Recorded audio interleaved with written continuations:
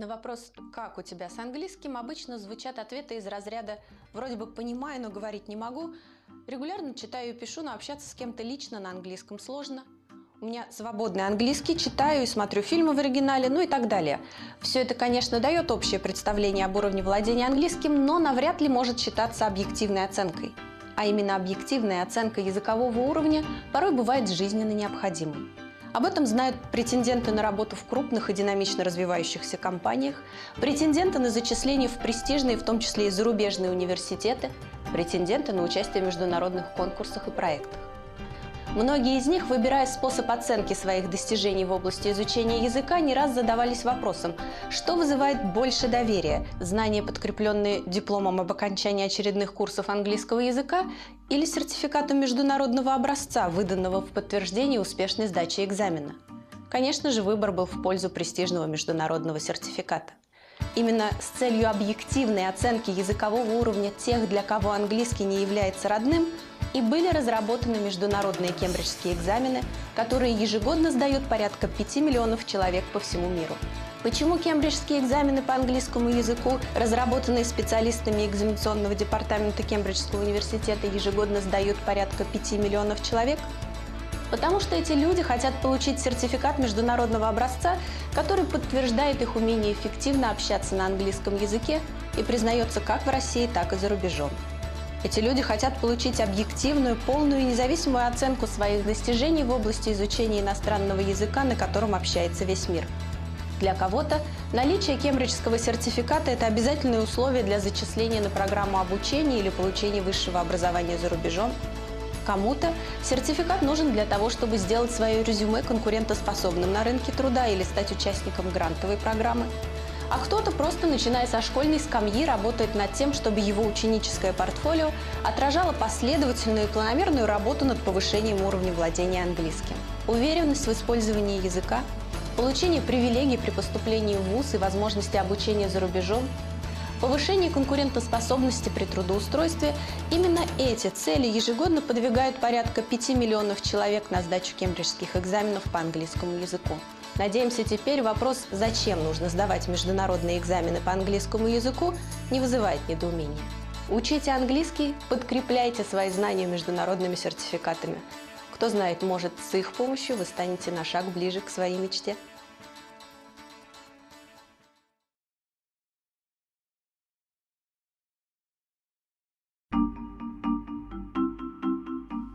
На вопрос «Как у тебя с английским?» обычно звучат ответы из разряда «Вроде бы понимаю, но говорить не могу», «Регулярно читаю и пишу, но общаться с кем-то лично на английском сложно», «У меня свободный английский, читаю и смотрю фильмы в оригинале», ну и так далее.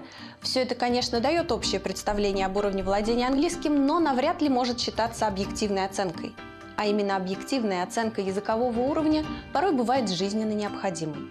Об этом знают претенденты на работу в крупных и динамично развивающихся компаниях, претенденты на зачисление в престижные, в том числе и зарубежные университеты, претенденты на участие в международных конкурсах и проектах.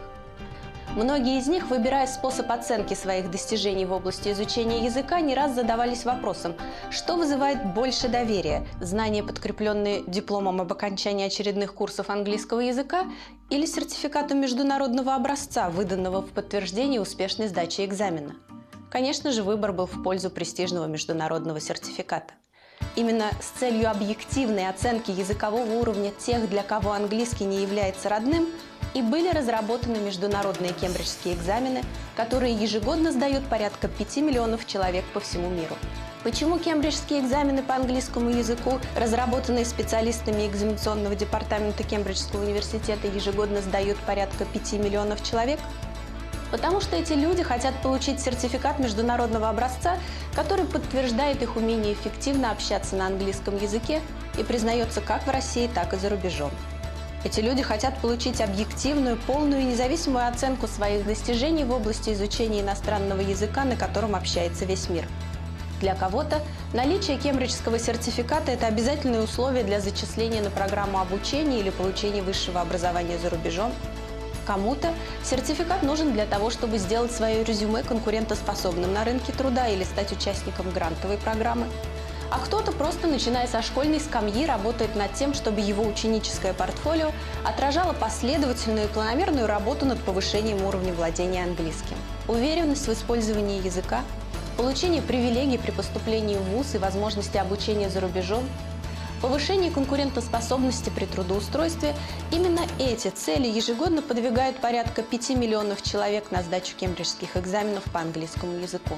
Надеемся, теперь вопрос, зачем нужно сдавать международные экзамены по английскому языку, не вызывает недоумения. Учите английский, подкрепляйте свои знания международными сертификатами. Кто знает, может, с их помощью вы станете на шаг ближе к своей мечте.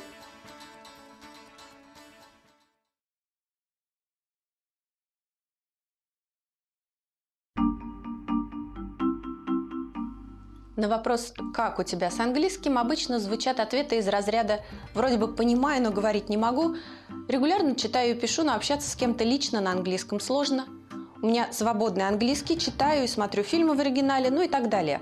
Все это, конечно, дает общее представление об уровне владения английским, но навряд ли может считаться объективной оценкой. А именно объективная оценка языкового уровня порой бывает жизненно необходимой. Об этом знают претенденты на работу в крупных и динамично развивающихся компаниях, претенденты на зачисление в престижные, в том числе и зарубежные университеты, претенденты на участие в международных конкурсах и проектах. Многие из них, выбирая способ оценки своих достижений в области изучения языка, не раз задавались вопросом, что вызывает больше доверия – знания, подкрепленные дипломом об окончании очередных курсов английского языка, или сертификатом международного образца, выданного в подтверждение успешной сдачи экзамена. Конечно же, выбор был в пользу престижного международного сертификата. Именно с целью объективной оценки языкового уровня тех, для кого английский не является родным, и были разработаны международные кембриджские экзамены, которые ежегодно сдают порядка 5 миллионов человек по всему миру. Почему кембриджские экзамены по английскому языку, разработанные специалистами экзаменационного департамента Кембриджского университета, ежегодно сдают порядка 5 миллионов человек? Потому что эти люди хотят получить сертификат международного образца, который подтверждает их умение эффективно общаться на английском языке и признается как в России, так и за рубежом. Эти люди хотят получить объективную, полную и независимую оценку своих достижений в области изучения иностранного языка, на котором общается весь мир. Для кого-то наличие кембриджского сертификата – это обязательное условие для зачисления на программу обучения или получения высшего образования за рубежом. Кому-то сертификат нужен для того, чтобы сделать свое резюме конкурентоспособным на рынке труда или стать участником грантовой программы. А кто-то просто, начиная со школьной скамьи, работает над тем, чтобы его ученическое портфолио отражало последовательную и планомерную работу над повышением уровня владения английским. Уверенность в использовании языка, получение привилегий при поступлении в вуз и возможности обучения за рубежом, повышение конкурентоспособности при трудоустройстве – именно эти цели ежегодно подвигают порядка 5 миллионов человек на сдачу кембриджских экзаменов по английскому языку. Надеемся, теперь вопрос, зачем нужно сдавать международные экзамены по английскому языку, не вызывает недоумения. Учите английский, подкрепляйте свои знания международными сертификатами. Кто знает, может, с их помощью вы станете на шаг ближе к своей мечте.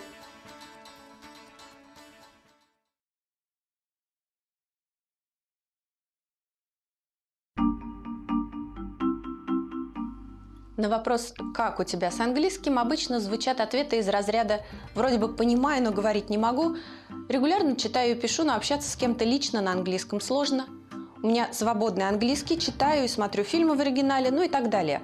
Все это, конечно, дает общее представление об уровне владения английским, но навряд ли может считаться объективной оценкой.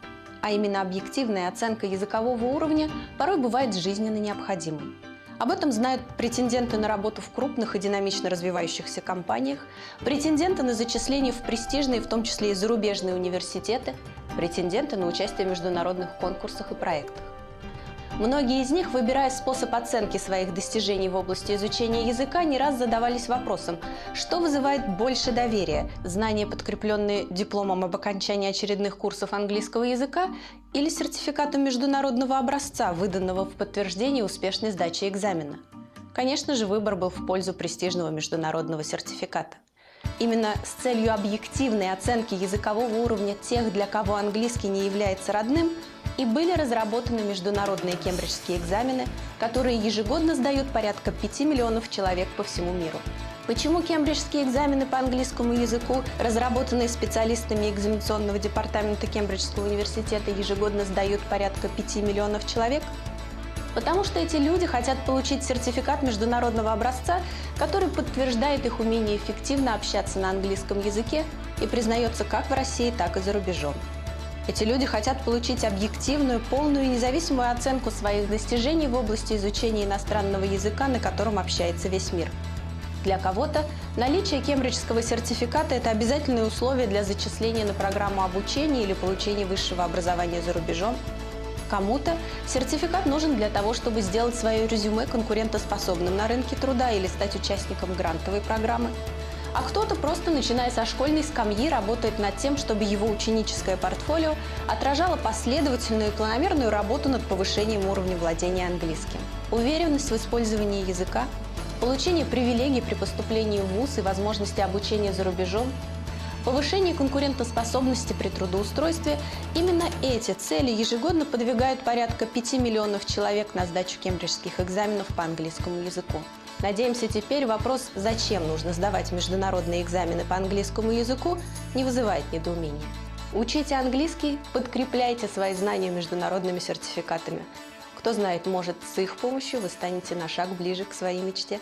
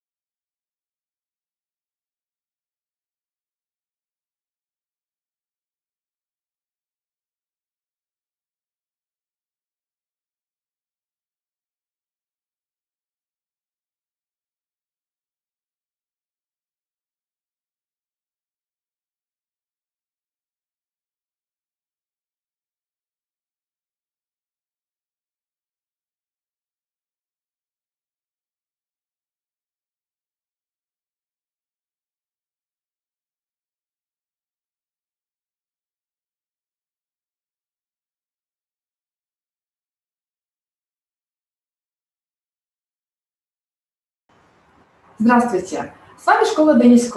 Сегодня мы представляем вам абсолютно новый формат занятий – технологичную авторскую образовательную среду JET-класс, оформленную с помощью интерактивного экрана. Мы с вами сейчас будем знакомиться с уроком для учащихся продвинутого уровня Upper Intermediate на сверхактуальную тему Cross-Cultural Communication – межкультурная коммуникация.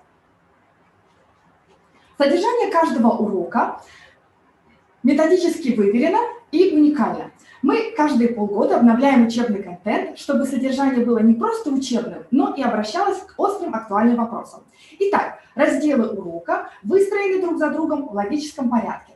Прямо с главного экрана мы будем переходить в нужный нам раздел. Мы с вами кратко посмотрим на все разделы, а на некоторых остановимся подробнее. В частности, на первом разделе «Warm-up». В этом разделе мы разогреваемся, настраиваясь на тему урока. Итак, я перехожу на английский язык и показываю вам фрагмент урока как учащимся. Конечно, наш сегодняшний формат и временные рамки недостаточны для полноценной дискуссии, которую мы организовали бы с реальной группой. Но те, кто с нами в прямом эфире, если есть возможность и желание, можете отвечать и высказывать свои мысли. We are opening our discussion with a crucial question. What is cross-cultural communication? Any ideas? Okay, and we have one answer. It is communication across cultures. Rather good. Let's look at the official answer. Cross-cultural communication is communication between people of different nationalities. It can be direct, face-to-face, and indirect, the internet, mobile, etc. Rather good. And now let's go into details. So what things in our lives develop cross-cultural communication involved? What do you think? Any ideas? Okay, let's look at our official answer. The internet, technology, global business. And okay, let's continue our discussion with the next communication. This type of communication involves understanding how people from different cultures think, speak, and see this world. And what can we do to be good at this? We can read and learn about other cultures, be positive and attentive, communicate with representatives of other cultures. That's a good piece of advice, isn't it? If we study other cultures, communicate more and behave with attention and respect, we will be able to avoid most problems. What problems can we come across? Let's look at this. There are many problems, and let's name them. Misunderstanding and conflicts, bad results and business, stereotypes and offense, frustration, etc. What else can we name here? You can express your ideas, so let's look at this.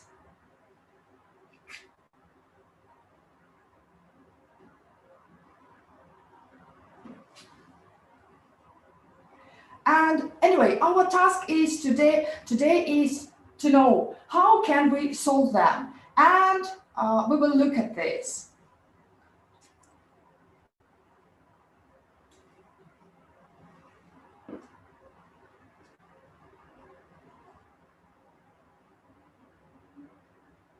We can paraphrase, repeat what others say in your own words to confirm your understanding, define terms, create common definitions of terms, and double check what you say and hear. If you have any doubt, ask once again.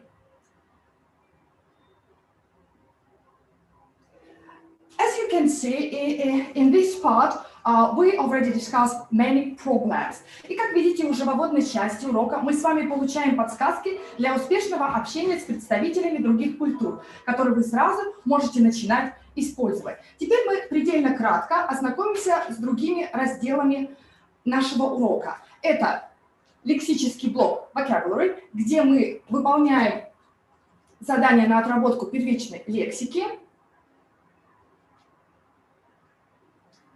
Далее идет грамматический блок.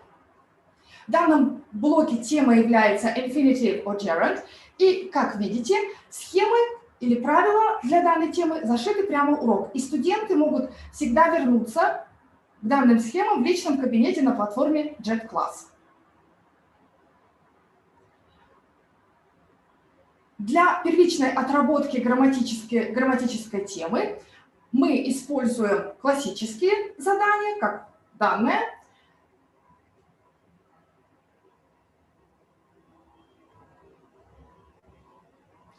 Либо мы можем посмотреть с вами на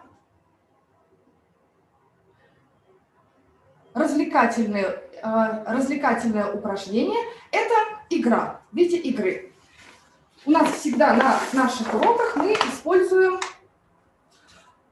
такой плакат, есть фишки, и мы играем со студентами. Ну, теперь настало время подискутировать. Посмотрим, зайдем с вами в блок Cultural Differences. Здесь студенты видят вопросы, которые могут использовать для обсуждения, могут поспорить, высказать свое мнение и так далее.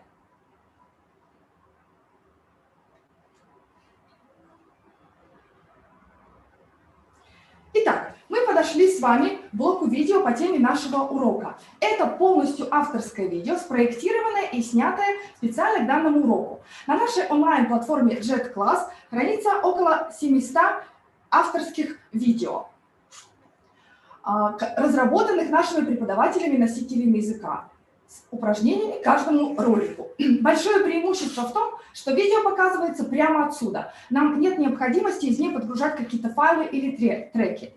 Давайте посмотрим, как мы можем зайти в это видео. Это видео о двух героях, которые рассказывают о своем не самом удачном опыте межкультурной коммуникации во время деловой поездки в другую страну.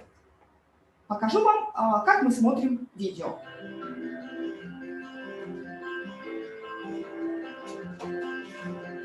Oh yeah, I remember my culture shock happened. Вот примерно это так происходит. И после просмотра видео у нас есть возможность проверить, всю ли важную информацию удалось понять слушателям.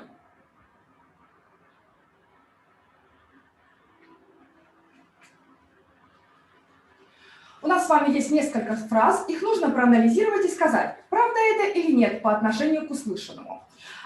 Студенты высказывают свое мнение, мотивируют его, а преподаватель показывает правильные ответы анимацией.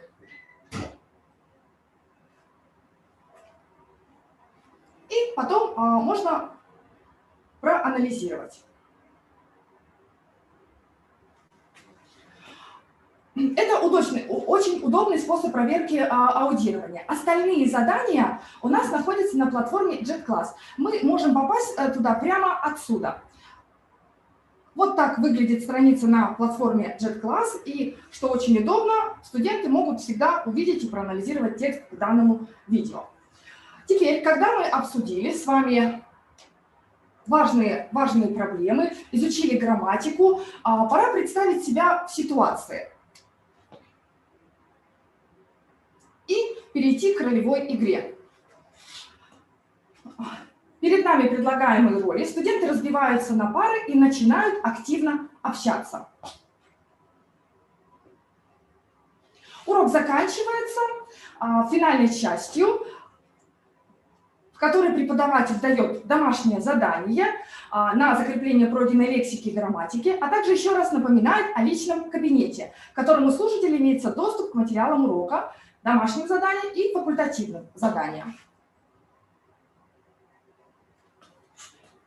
Итак, платформа и наша образовательная среда JetClass – это очень удобное место для занятий. Это современная технологичная обучающая среда, которая отличается логичностью построения и комплексностью. Все необходимые материалы у нас находятся в одном месте, и легким движением руки появляются перед учениками на экране. Также материал отличается вариативностью, каждый урок индивидуален. Ну и последний момент, о котором следует упомянуть, это красивая картинка, красивый визуальный ряд, который служит для дополнительной ассоциативной поддержки. Мы очень надеемся, что наш урок вам показался интересным. Спасибо за внимание.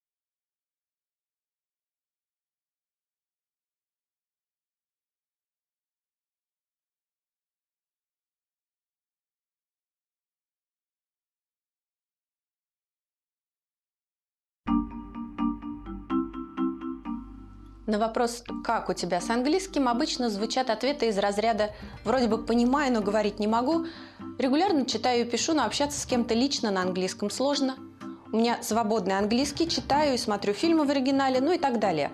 Все это, конечно, дает общее представление об уровне владения английским, но навряд ли может считаться объективной оценкой.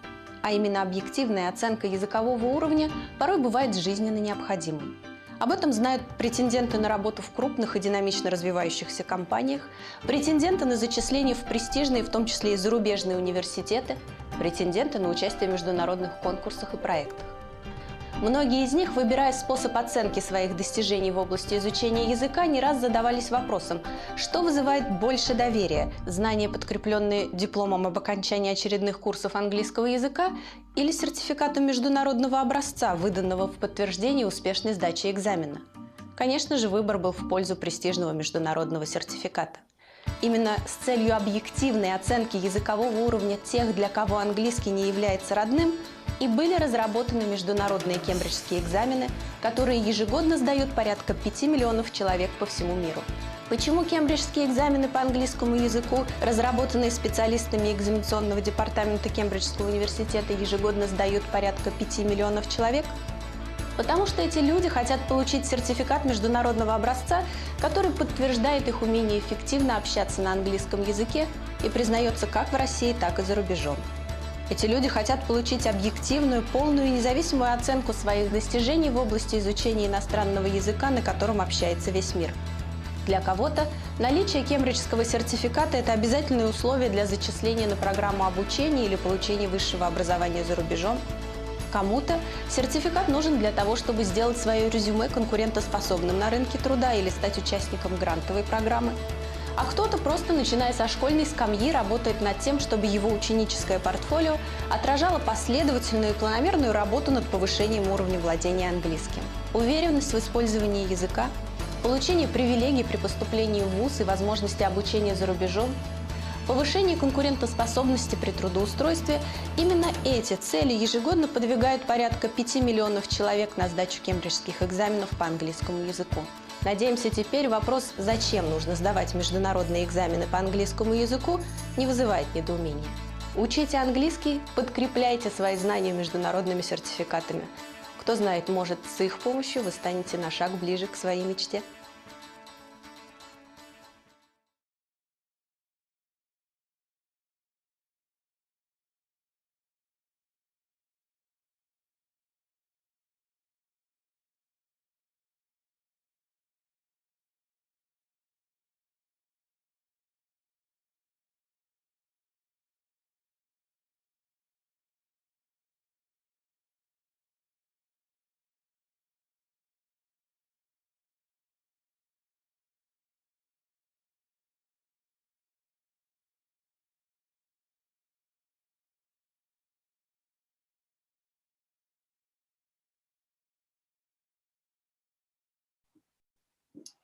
Hello everyone, my name is Alice and this is Chicago School St. Petersburg. So today I'm going to tell you about our methods of teaching, and actually we have a special approach to our students.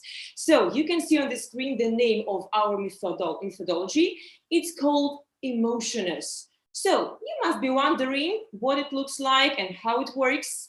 So that's very simple, you know. In our classes, we always have an amazing atmosphere of easiness and fun. So all people who work in Chicago School are super energetic, creative, and friendly. And we are always to share this mood and this spirit with our students, okay? So let's see the main points of our methodology. So you can see them on the screen. Number one, fun can never be too much. Number two, what we learn with pleasure, we never forget. Number three, you are always welcome here. And number four, don't be shy to laugh out loud. Okay, so we'll start with point number one. Let's talk about them in some more detail. So let's start with the first one. So fun can never be too much. That's the first point of our methodology, Emotioners. How does it work in Chicago? Easy. So when people come to our classes, they can be absolutely sure that it's going to be 2 hours of internal fun, you know. And our first purpose is to make people feel as comfortable as at home.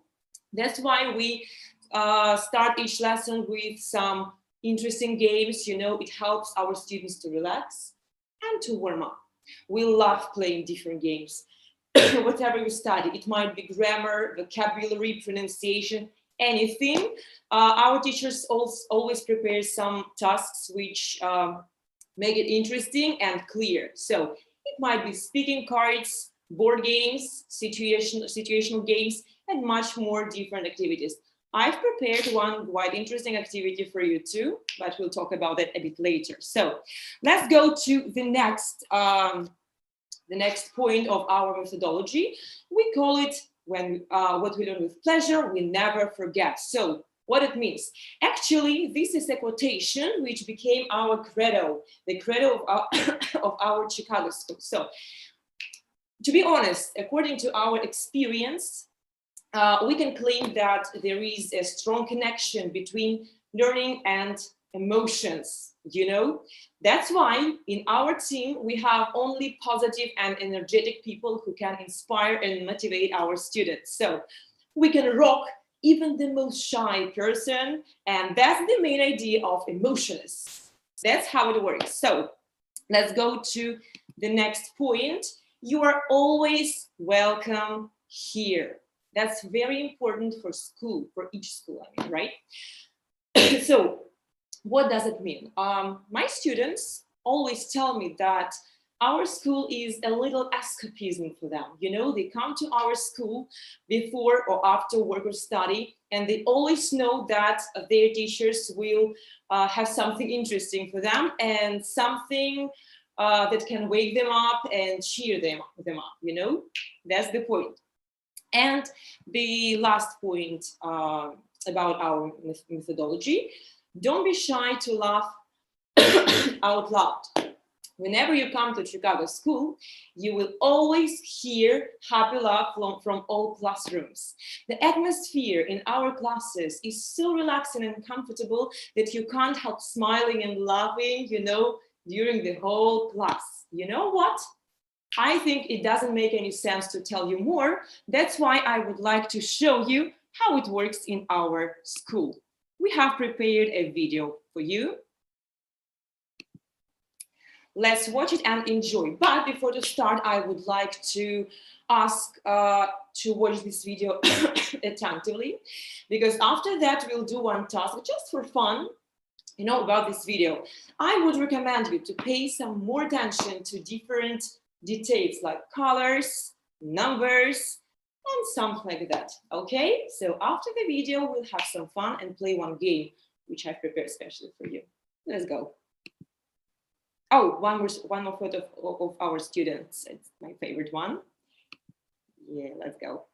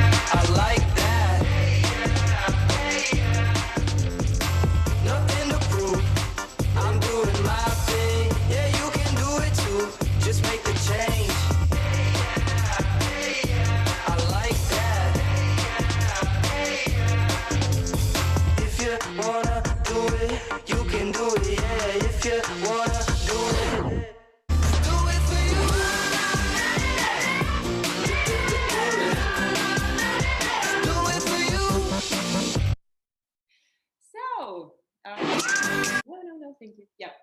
Actually, that was a little part of the atmosphere which we have in our school, in our classes, with our students. I hope that you've been very attentive, because I have some tricky questions for you about this video. Let's see. Number one, do you remember how many children were there in this video? Let's try to remember. We have 3 seconds to think it over. 1, 2, 3. And there were 4 children. If your answer is 4, you're doing well. Let's go to the next one. So question number 2. Okay, what was the girl drawing on the board? Do you remember? There was a word there and also a child. She was drawing something. We need to remember what exactly it was. 1, 2, 3, and this is the sun, right? Go on. The next question is, what part of the book, First Friends, did you see? I'll give you a hint, it's the orange one. First Friends, what part of the book? The first, the second, the third, or the fourth one? Let's try to remember. 1, 2, and 3. So that was part number 2. If your answer was 2, very good job. Let's continue. We have a question number 4. How many students with a beard, you remember, guys, what is a beard? Did you see in the video? Not teachers, I'm talking just about students. 3 seconds. 1, 2, and 3. So, and we could see just 2 guys with a beard. You can see them on this photo. Very serious man, right? Okay, let's continue. The next question is, what photo zone do we have in our Chicago school? What kind of picture was behind our students when they were like, take a picture? So let's check it out. 1, 2, 3. Yep. So we have wings, right? Of the maybe butterfly, I think. So I hope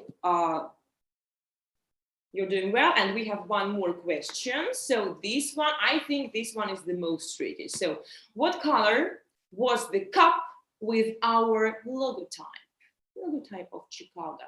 We can see a coffee machine there and the cup. So what color was it? 3 seconds. 1, 2, and 3. Let's see. Green and white, right? So I'm pretty sure that you've done everything correctly. And let's see some more photos of our incredible students. So emotionless, that's how we call our methodology. It works really well. Our students come to Chicago School and stay for a long time with us. And also, as a good bonus, they also have a comfortable atmosphere, very cool classrooms, very cool design, and we do our best for our students and help them to be a part of our Chicago School, or in a word, Chicago family. So thank you very much for watching. I think that's all. Thank you.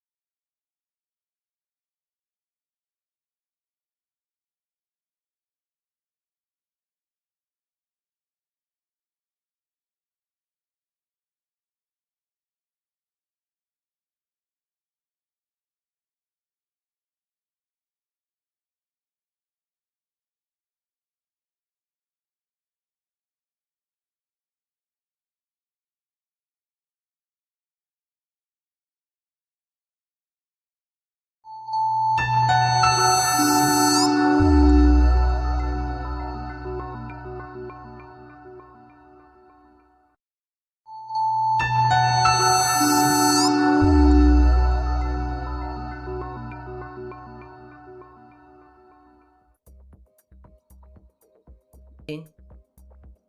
Меня зовут Наталья. Я являюсь сооснователем ресурса SchoolRate.ru. Мы приветствуем вас из студии SchoolRate Award 2020. Это прямое включение немного не по графику, но поскольку у нас, к сожалению, из гонки выбыл один спикер сегодня, мы решили использовать это время, чтобы показать вам, как мы стараемся добиться прозрачности в подсчете голосов при выборе лучших языковых школ Москвы и Санкт-Петербурга в 2020 году.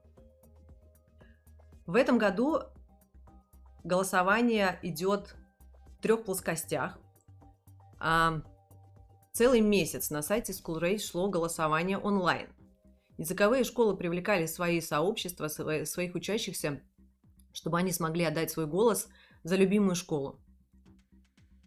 Голосование завершилось в пятницу, и все голоса мы зафиксировали и сняли. Но у нас есть специально разработанная система.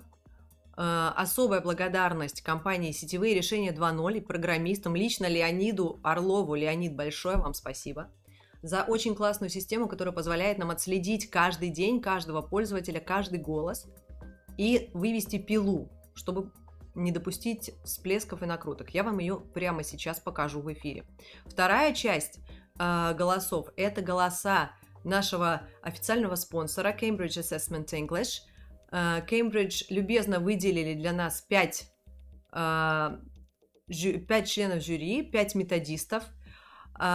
Большое спасибо вам за участие, за ваши голоса. Также у нас сегодня и вчера голосовали и голосуют 10 региональных школ из разных городов России. Опять-таки, коллеги, большое вам спасибо за то, что вы поддержали наш проект. Голоса Cambridge Assessment English приравнивается 1 голос, это 500 голосов пользователей онлайн. То есть вес одного методиста Cambridge Assessment равен 100 голосам онлайн пользователей. Голоса региональных школ – это 50 голосов. То есть одна региональная школа – это 50 голосов онлайн пользователей. Теперь Инстаграм тоже мы делаем стрим. Покажу вам, что у нас, какие инструменты мы используем для того, чтобы отследить результаты голосования. Екатерина, дайте, пожалуйста, в эфир. Идет, да? Угу, спасибо. Я надеюсь, вы видите сейчас нашу систему. Хочу вам продемонстрировать. Вот это реальная пила голосования по номинации «Эксперт по корпоративному обучению» одной из языковых школ-номинантов. Это нормальная картинка, как на протяжении месяца голоса поступали к нам на сайт. Сейчас я вам покажу картинку, которая может вызывать некоторые сомнения. И, собственно, 2 дня мы идем, например, вот так сделаем. 2 дня мы занимаемся тем, что мы отслеживаем, какие голоса должны быть учтены, а какие нужно убрать из голосования, потому что это можно считать накруткой. Это не очень правильная картинка для голосования, мы это тоже понимаем. Но у нас есть доказательства от языковых школ, у которых есть такая картинка, потому что мы со всеми на связи, о том, что это были компании, SMM-компании, о том, что это были директ, таргетинговые компании по привлечению аудитории для голосования за языковую школу. Надеемся, что такой механизм, который мы сейчас вам демонстрируем, снимет все вопросы. Посмотрите, по каждой номинации мы видим все голоса за каждую школу. Мы стараемся быть максимально прозрачными. Какими бы ни были результаты битвы SchoolRate Award 2020, это все в режиме онлайн, и никакой подтасовки голосов быть просто не может. Также я вам даже демонстрирую, сейчас видно вторую вкладку, демонстрирую лог голосования экспертов, экспертного совета жюри. Как вы видите, мы видим каждый IP-адрес, время голосования. Мы видим, за кого был отдан голос. Каждый эксперт имел свой уникальный логин и пароль. При любых вопросах, можно выключать экран, спасибо. При любых вопросах у нас есть все инструменты, все подтверждения, цифровые, чтобы показать, как шло голосование и каким образом определяться победители в этом году. Продолжаем смотреть эфиры, практические эфиры по изучению английского языка от лучших языковых школ Москвы и Санкт-Петербурга. Желаю всем удачи. Good luck! На вопрос «Как у тебя с английским?» обычно звучат ответы из разряда «Вроде бы понимаю, но говорить не могу», «Регулярно читаю и пишу, но общаться с кем-то лично на английском сложно», «У меня свободный английский, читаю и смотрю фильмы в оригинале», ну и так далее. Все это, конечно, дает общее представление об уровне владения английским, но навряд ли может считаться объективной оценкой. А именно объективная оценка языкового уровня порой бывает жизненно необходимой. Об этом знают претенденты на работу в крупных и динамично развивающихся компаниях, претенденты на зачисление в престижные, в том числе и зарубежные университеты, претенденты на участие в международных конкурсах и проектах. Многие из них, выбирая способ оценки своих достижений в области изучения языка, не раз задавались вопросом, что вызывает больше доверия – знания, подкрепленные дипломом об окончании очередных курсов английского языка, или сертификатом международного образца, выданного в подтверждение успешной сдачи экзамена. Конечно же, выбор был в пользу престижного международного сертификата. Именно с целью объективной оценки языкового уровня тех, для кого английский не является родным, и были разработаны международные кембриджские экзамены, которые ежегодно сдают порядка 5 миллионов человек по всему миру. Почему кембриджские экзамены по английскому языку, разработанные специалистами экзаменационного департамента Кембриджского университета, ежегодно сдают порядка 5 миллионов человек? Потому что эти люди хотят получить сертификат международного образца, который подтверждает их умение эффективно общаться на английском языке и признается как в России, так и за рубежом. Эти люди хотят получить объективную, полную и независимую оценку своих достижений в области изучения иностранного языка, на котором общается весь мир. Для кого-то наличие кембриджского сертификата – это обязательное условие для зачисления на программу обучения или получения высшего образования за рубежом. Кому-то сертификат нужен для того, чтобы сделать свое резюме конкурентоспособным на рынке труда или стать участником грантовой программы. А кто-то просто, начиная со школьной скамьи, работает над тем, чтобы его ученическое портфолио отражало последовательную и планомерную работу над повышением уровня владения английским. Уверенность в использовании языка, получение привилегий при поступлении в вуз и возможности обучения за рубежом, повышение конкурентоспособности при трудоустройстве – именно эти цели ежегодно подвигают порядка 5 миллионов человек на сдачу кембриджских экзаменов по английскому языку. Надеемся, теперь вопрос, зачем нужно сдавать международные экзамены по английскому языку, не вызывает недоумения. Учите английский, подкрепляйте свои знания международными сертификатами. Кто знает, может, с их помощью вы станете на шаг ближе к своей мечте.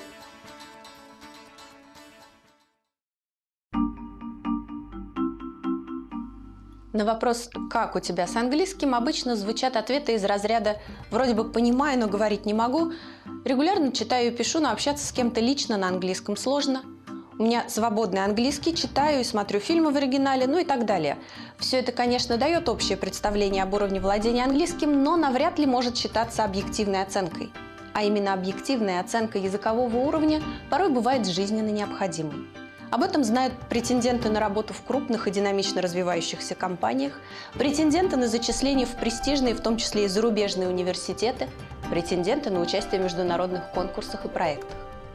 Многие из них, выбирая способ оценки своих достижений в области изучения языка, не раз задавались вопросом, что вызывает больше доверия – знания, подкрепленные дипломом об окончании очередных курсов английского языка, или сертификатом международного образца, выданного в подтверждение успешной сдачи экзамена. Конечно же, выбор был в пользу престижного международного сертификата. Именно с целью объективной оценки языкового уровня тех, для кого английский не является родным, и были разработаны международные кембриджские экзамены, которые ежегодно сдают порядка 5 миллионов человек по всему миру. Почему кембриджские экзамены по английскому языку, разработанные специалистами экзаменационного департамента Кембриджского университета, ежегодно сдают порядка 5 миллионов человек? Потому что эти люди хотят получить сертификат международного образца, который подтверждает их умение эффективно общаться на английском языке и признается как в России, так и за рубежом. Эти люди хотят получить объективную, полную и независимую оценку своих достижений в области изучения иностранного языка, на котором общается весь мир. Для кого-то наличие кембриджского сертификата – это обязательное условие для зачисления на программу обучения или получения высшего образования за рубежом.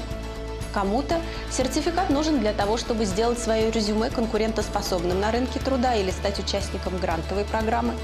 А кто-то просто, начиная со школьной скамьи, работает над тем, чтобы его ученическое портфолио отражало последовательную и планомерную работу над повышением уровня владения английским. Уверенность в использовании языка, получение привилегий при поступлении в вуз и возможности обучения за рубежом, повышение конкурентоспособности при трудоустройстве – именно эти цели ежегодно подвигают порядка 5 миллионов человек на сдачу кембриджских экзаменов по английскому языку. Надеемся, теперь вопрос, зачем нужно сдавать международные экзамены по английскому языку, не вызывает недоумения. Учите английский, подкрепляйте свои знания международными сертификатами. Кто знает, может, с их помощью вы станете на шаг ближе к своей мечте.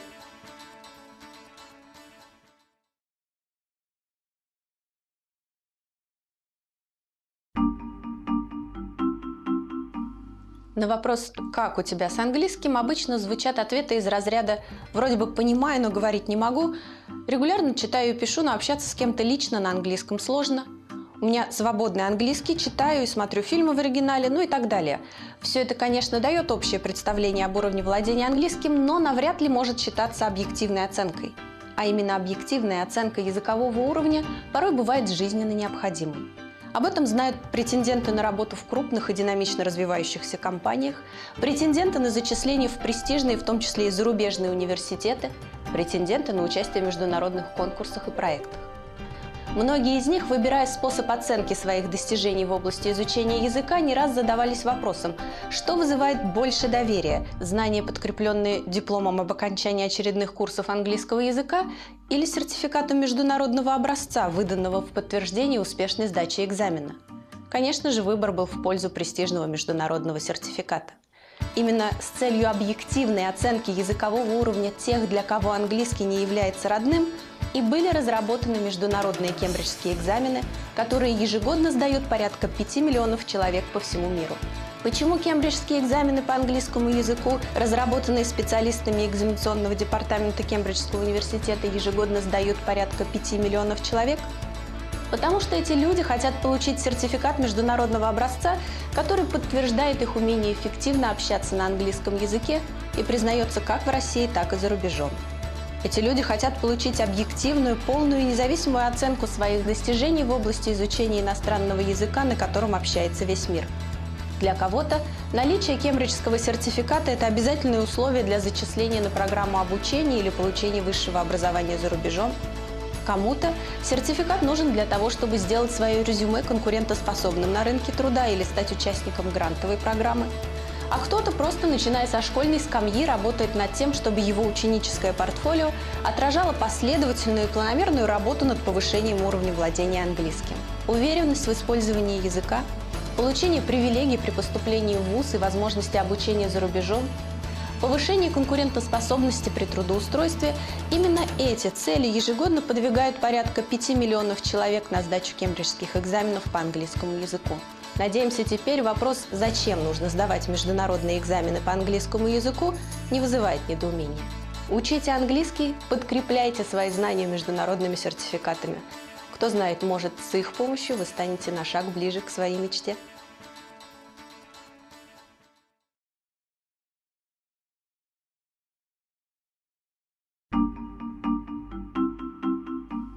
На вопрос «Как у тебя с английским?» обычно звучат ответы из разряда «Вроде бы понимаю, но говорить не могу», «Регулярно читаю и пишу, но общаться с кем-то лично на английском сложно», «У меня свободный английский, читаю и смотрю фильмы в оригинале», ну и так далее.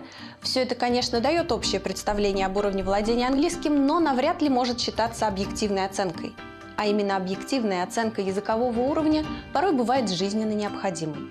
Об этом знают претенденты на работу в крупных и динамично развивающихся компаниях, претенденты на зачисление в престижные, в том числе и зарубежные университеты, претенденты на участие в международных конкурсах и проектах. Многие из них, выбирая способ оценки своих достижений в области изучения языка, не раз задавались вопросом, что вызывает больше доверия – знания, подкрепленные дипломом об окончании очередных курсов английского языка, или сертификатом международного образца, выданного в подтверждение успешной сдачи экзамена. Конечно же, выбор был в пользу престижного международного сертификата. Именно с целью объективной оценки языкового уровня тех, для кого английский не является родным, и были разработаны международные кембриджские экзамены, которые ежегодно сдают порядка 5 миллионов человек по всему миру. Почему кембриджские экзамены по английскому языку, разработанные специалистами экзаменационного департамента Кембриджского университета, ежегодно сдают порядка 5 миллионов человек? Потому что эти люди хотят получить сертификат международного образца, который подтверждает их умение эффективно общаться на английском языке и признается как в России, так и за рубежом. Эти люди хотят получить объективную, полную и независимую оценку своих достижений в области изучения иностранного языка, на котором общается весь мир.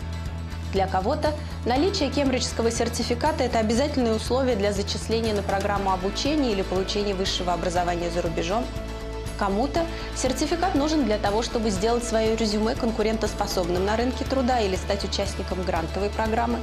А кто-то просто, начиная со школьной скамьи, работает над тем, чтобы его ученическое портфолио отражало последовательную и планомерную работу над повышением уровня владения английским. Уверенность в использовании языка, получение привилегий при поступлении в вуз и возможности обучения за рубежом, повышение конкурентоспособности при трудоустройстве – именно эти цели ежегодно подвигают порядка 5 миллионов человек на сдачу кембриджских экзаменов по английскому языку.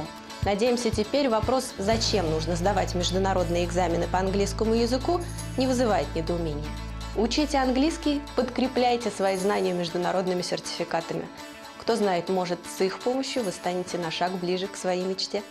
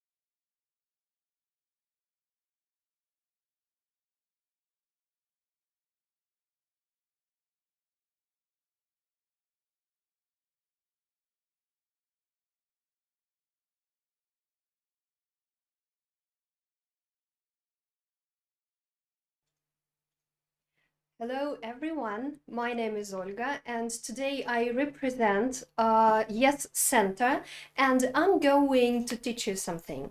Today we are going to talk about Christmas. Sorry. Okay.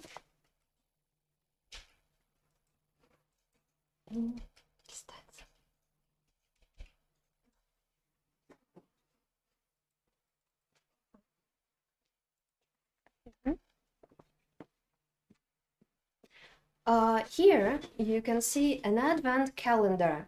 It's a calendar that shows us the Christmas is approaching. What day of the day is it today? It's Tuesday. And what date is it today? Yes, that's the 22nd of December, so the Christmas week is going on right now. All right. I would like to talk to you not about Christmas that is coming, but about Christmas that we had last year. And that's the question that I would like to pose. What did you do on Christmas in 2019? As for me, I visited my parents for Christmas. Look at this beautiful phrase. I said I visited. It means that I'm talking about past. To form a verb in past, we take the verb and we add the ending ed, visited. We can do the same thing with other verbs as well. Look, visit, visited. That's past of this verb. Celebrate, and I can say celebrated. That is past of the verb celebrate. Now I would like you to try and do the same with these verbs. Open. 1, 2, 3.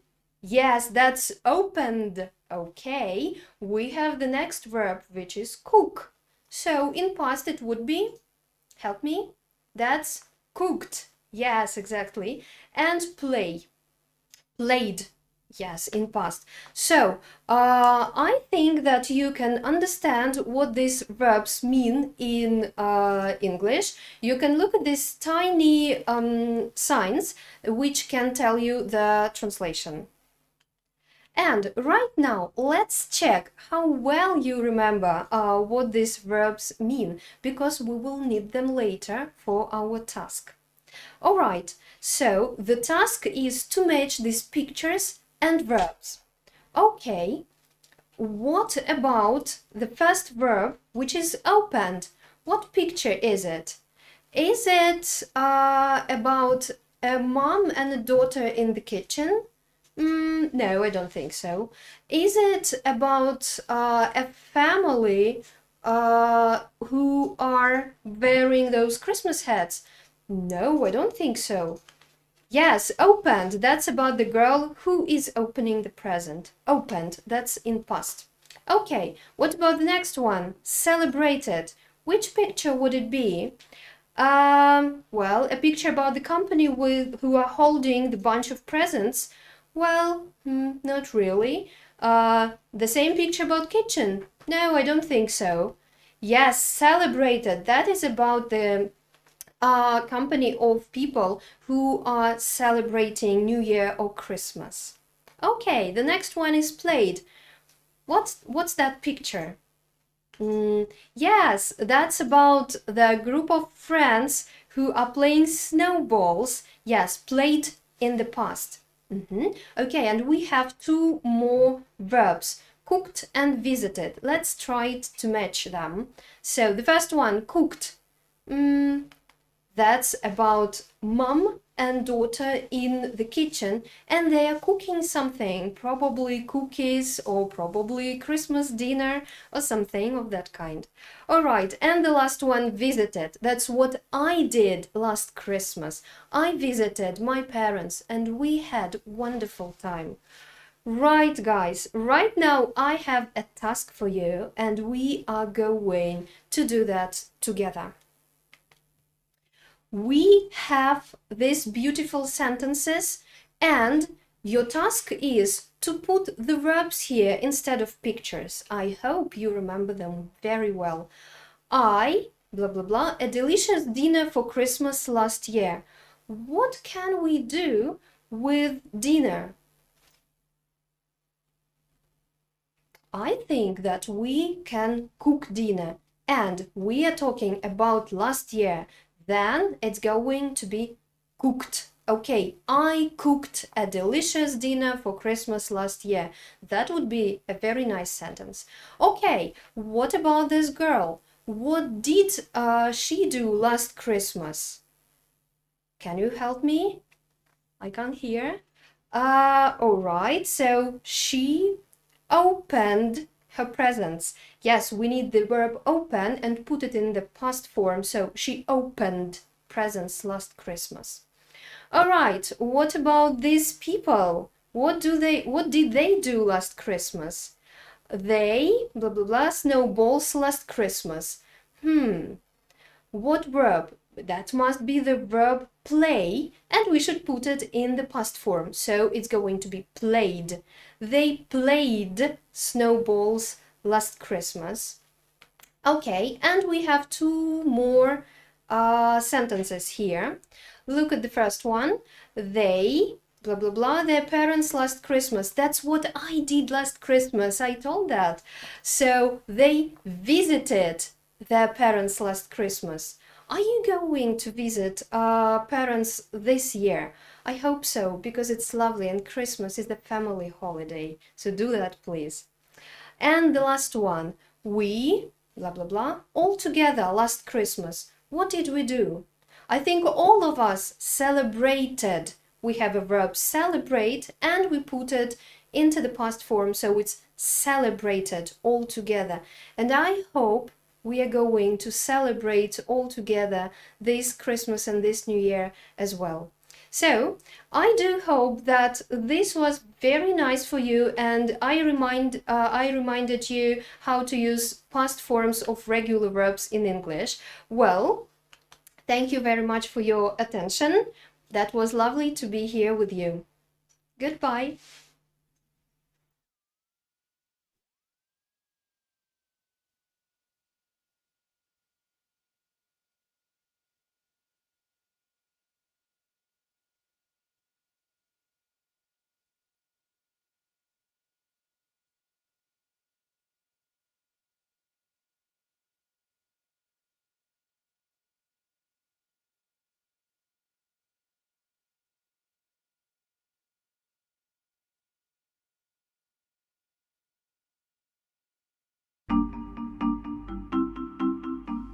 На вопрос «Как у тебя с английским?» обычно звучат ответы из разряда «Вроде бы понимаю, но говорить не могу», «Регулярно читаю и пишу, но общаться с кем-то лично на английском сложно», «У меня свободный английский, читаю и смотрю фильмы в оригинале», ну и так далее. Все это, конечно, дает общее представление об уровне владения английским, но навряд ли может считаться объективной оценкой. А именно объективная оценка языкового уровня порой бывает жизненно необходимой. Об этом знают претенденты на работу в крупных и динамично развивающихся компаниях, претенденты на зачисление в престижные, в том числе и зарубежные университеты, претенденты на участие в международных конкурсах и проектах. Многие из них, выбирая способ оценки своих достижений в области изучения языка, не раз задавались вопросом, что вызывает больше доверия – знания, подкрепленные дипломом об окончании очередных курсов английского языка, или сертификатом международного образца, выданного в подтверждение успешной сдачи экзамена. Конечно же, выбор был в пользу престижного международного сертификата.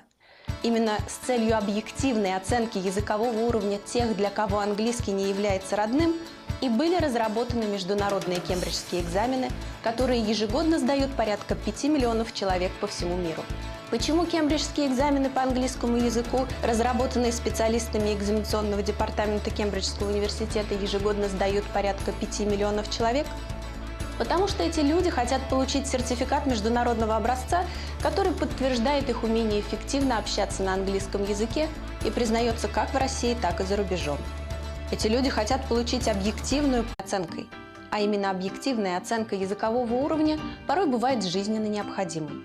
Об этом знают претенденты на работу в крупных и динамично развивающихся компаниях, претенденты на зачисление в престижные, в том числе и зарубежные университеты, претенденты на участие в международных конкурсах и проектах.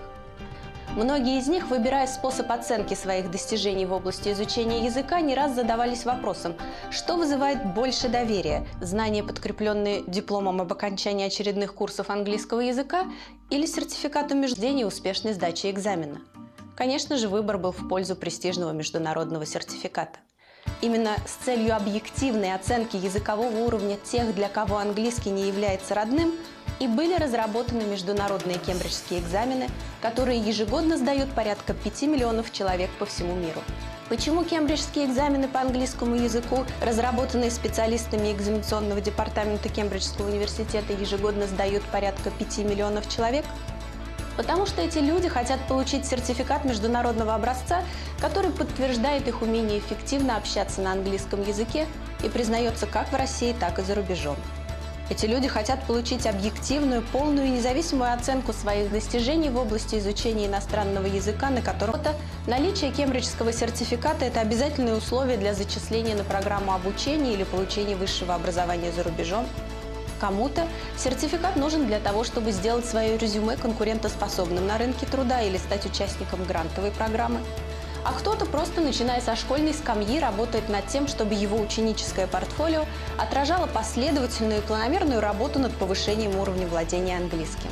Уверенность в использовании языка, получение привилегий при поступлении в вуз и возможности обучения за рубежом, повышение конкурентоспособности при трудоустройстве – именно эти цели ежегодно подвигают порядка 5 миллионов человек на сдачу кембриджских экзаменов по английскому языку. Надеемся, теперь вопрос, зачем нужно сдавать международные экзамены по английскому языку, не вызывает недоумения. Учите английский, подкрепляйте свои знания международными сертификатами. Кто знает, может, с их помощью вы станете на шаг ближе к своей мечте.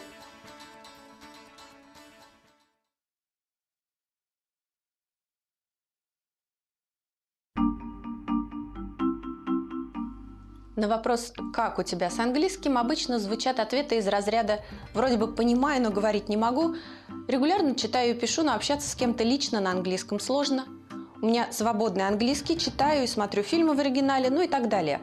Все это, конечно, дает общее представление об уровне владения английским, но навряд ли может считаться объективной оценкой. А именно объективная оценка языкового уровня порой бывает жизненно необходимой. Об этом знают претенденты на работу в крупных и динамично развивающихся компаниях, претенденты на зачисление в престижные, в том числе и зарубежные университеты, претенденты на участие в международных конкурсах и проектах. Многие из них, выбирая способ оценки своих достижений в области изучения языка, не раз задавались вопросом, что вызывает больше доверия – знания, подкрепленные дипломом об окончании очередных курсов английского языка, или сертификатом международного образца.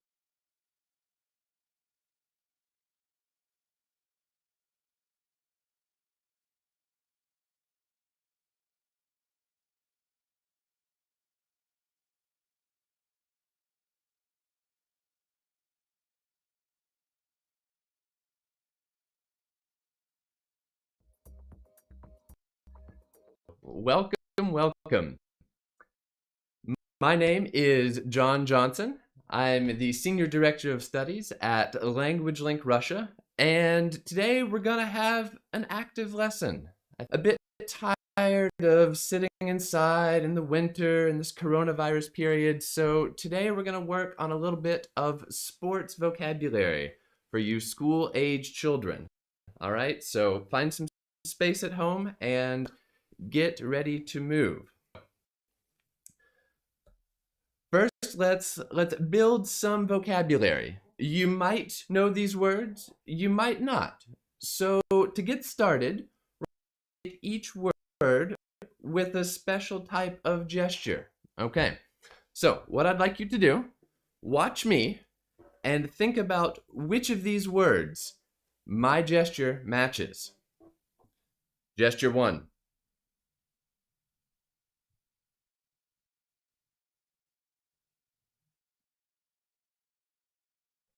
All right, what do you think? Which word? Which word? If you guessed fishing, you're 1 for 1. Well done.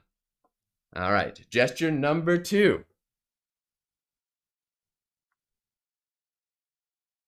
All right, I'll give you a hint. We do this in the water.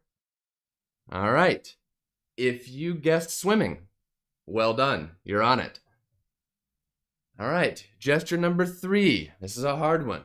All right.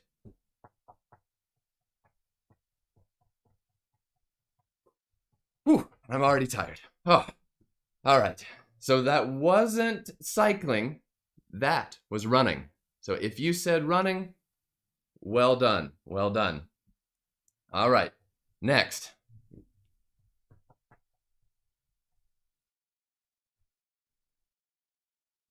All right, and that, of course, is cycling. All right, so we've got fishing, we've got swimming, we've got running, cycling, and skiing. All right, well done, well done. But we're only halfway there. Our next set of words. Again, same exercise.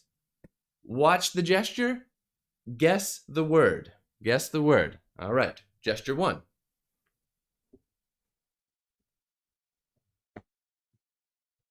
Right, think Federer, Nadal, right? If you're thinking tennis, you're thinking correctly. Well done.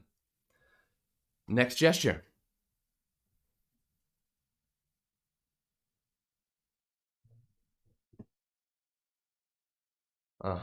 If you think that looks like a player, you're on track. Well done. Next one. All right, a sport popular in America, and we call that sport baseball. All right, well done, well done. So just a little motion to get us warmed up. But that's just, you'll notice here that there's a verb in the middle. That verb is play, right? With these sports, we use play. For example, I play tennis every day. I play basketball at the weekend, and so on. So try to remember, these sports we use with play. All right? Now going back, I hope you haven't forgotten these words. These words we use with go. So we're going to do a test in a minute. So I'll give you about 10 seconds. Study these. Try to remember. We use these with go. All right. One more time. We use these words with play. All right. Try to remember. All right. Now, I told you there would be a test. So here's what I want you to do. I want you to find a piece of paper, and on one side of the paper, write the word play. On the other paper, write the word go. All right, so 2 pieces of paper. Play, go. All right, ready for a little test? Here we go. I will show you a picture, and you hold up the right piece of paper. Oh, sorry. Play or go. All right, picture 1. What do you think? Go or play? Make your decision. Make your decision. And if you said play, you are absolutely right. Well done. Next picture. What do you think? Go or play? Remember the gesture. Remember the gesture. And here the answer is play. He is playing basketball. Well done. Next picture. Interesting. Looks pretty difficult. What do you think? Go or play? Here, if you said go, congratulate yourself. Well done. All right. Our next image, a good winter sport here, a good winter sport. Remember our gesture? If you said go, again, well done. You are on the right track. All right, ready for another? Let's see it. A little bit more of a relaxing sport here. A little bit of a relaxing sport. What do you think? Go or play? Go or play? Here? If you said go, you're right. Well done. All right. A very popular sport. The world's game, it is called. If the sport is football, what's our verb? Go or play? Hold up your paper. Hold up your paper. And let's hope you got play. Indeed. It is play football. All right. This is a nice activity in a pool. What do you think? The activity is swimming, but do we go or play? And if you have your go card up, well done. You got it. All right. Go swimming. All right. Just a couple more. Very popular sport. Rafael Nadal is a very good player, and he plays tennis. Well done. And finally, another popular winter sport. You play it on ice, you might play yourself, and as you can guess, it is play. We play hockey. Well done. One more. You might watch the Tour de France. You might do this in the summertime. And that is going, cycling. Well done. All right. Test done. Now we're going to work on our listening skills a little bit. Okay, so here we're going to listen to a sport. And as you listen, think about what sport you are hearing. Okay, we've got 12 options. Could be football, could be hockey, could be fishing. All right, so remember the sports that we've been talking about and try to match the sound with the sport. All right, so let's hear this first sport. All right, listen.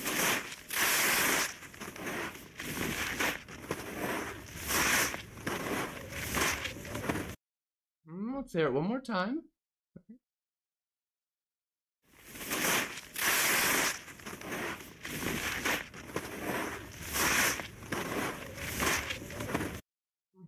So you probably heard the sound of snow, which should help you guess. Skiing is the sport. So if you said skiing to that sound, well done, well done. Ready for another? Let's see it. All right, one more time. Listen to the sounds, listen to the sounds.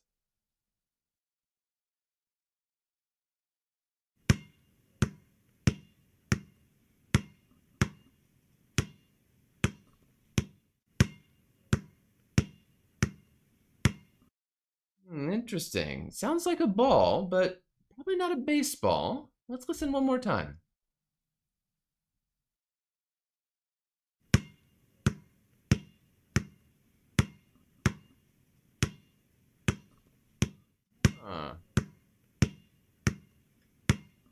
If you're thinking basketball, you're on the right track.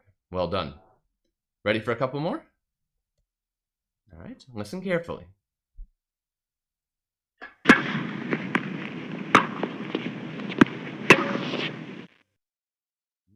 It's a tricky one. It's a tricky one. Let's listen one more time.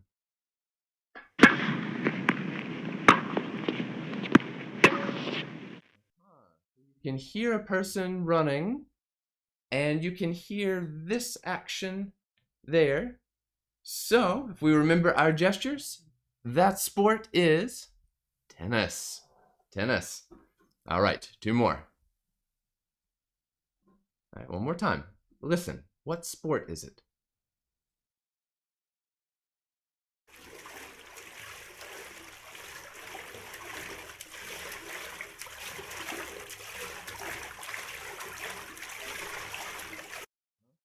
Probably hear water, but what do you think? Is it swimming or fishing?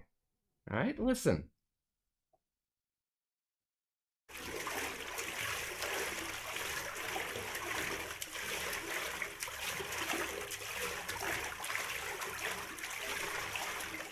All right, and if you said swimming, you got it. Well done. All right, and last one here. If you're 4 for 4, this is your chance to go 5 for 5. Listen carefully.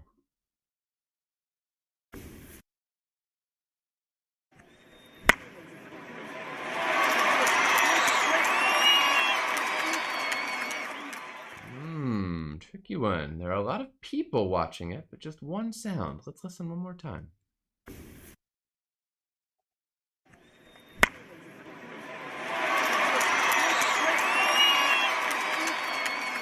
All right, and that action you heard was this action right there, which is my favorite sport, baseball. All right. Hope you did well with that listening exercise. And now comes the most important part, when we activate this new vocabulary. Okay, so I've got 6 sentences for us. I want you to think about your answers to these sentences. All right, think about these sports. Which do you like? Which don't you like? Which do you love? And which do your friends like? Which do your parents like? All right, so look at these sentences here and think about your own answers. All right, so as for me, I like football. I love baseball.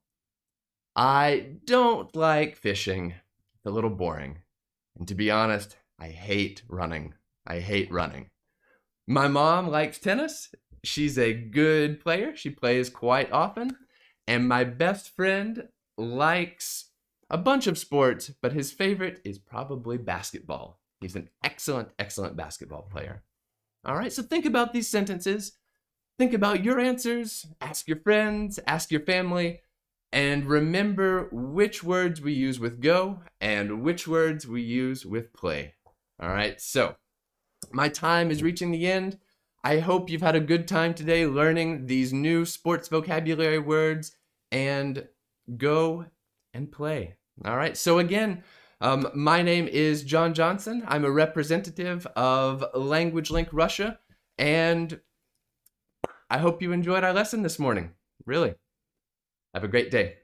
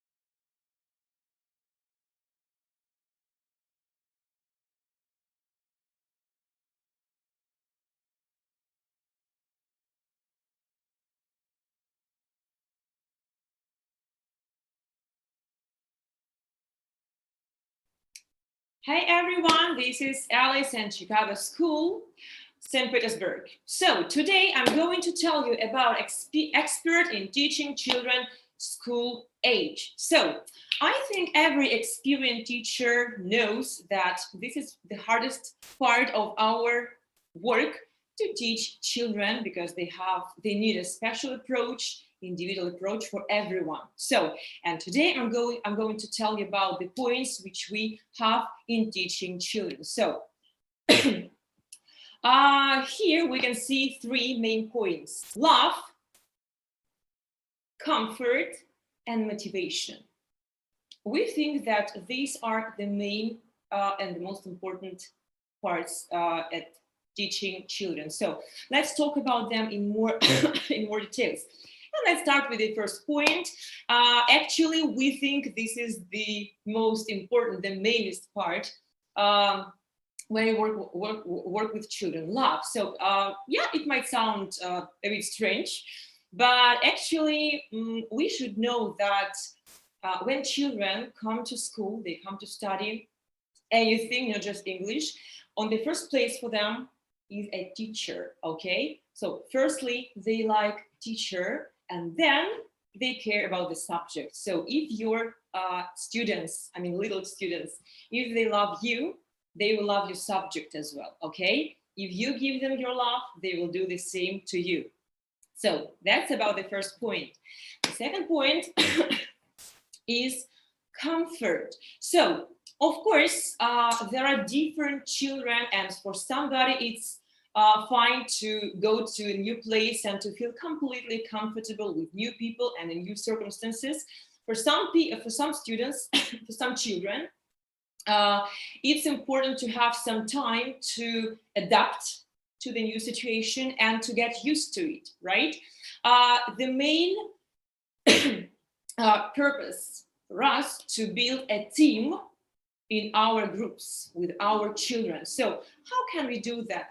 We usually make some challenges for them, you know. It helps them to get to know each other and to find something in common, you know. We can divide them into some groups and give them some tasks. So it also unites them a lot. So let's continue. The next point in our approach in teaching children is motivation. I think all teachers know that lack of motivation is quite typical for little students, for children. So how can we deal with it? Let's discuss. So in our school, teachers know perfectly how to make lessons interesting, exciting, and various. So even grammar, which isn't the funniest part, to be honest, can be very, very enjoyable in our classes. So Chicago teachers always know how to make lessons interesting, bright, and positive. So what we usually use for them? We use speaking games. We make projects with our kids and teenagers, by the way, on different topics. Then we present these projects. We also watch some films and cartoons with them, do some tasks. I've prepared one for you, by the way. And also we play some role games with them, which is quite interesting too, to make dialogues, to prepare some plays with them. So, and actually we have one more little secret how to motivate our little students. I would like to show you one video. First of all, one more time to share this amazing atmosphere in our Chicago school.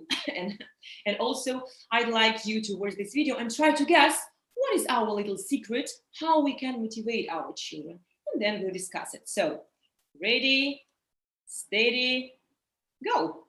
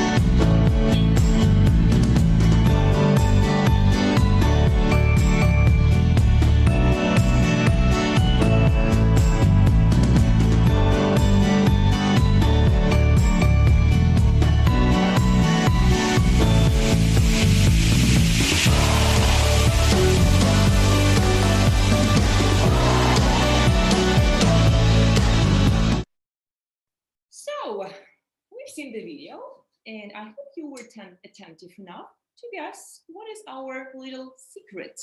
So let's see. Actually, we have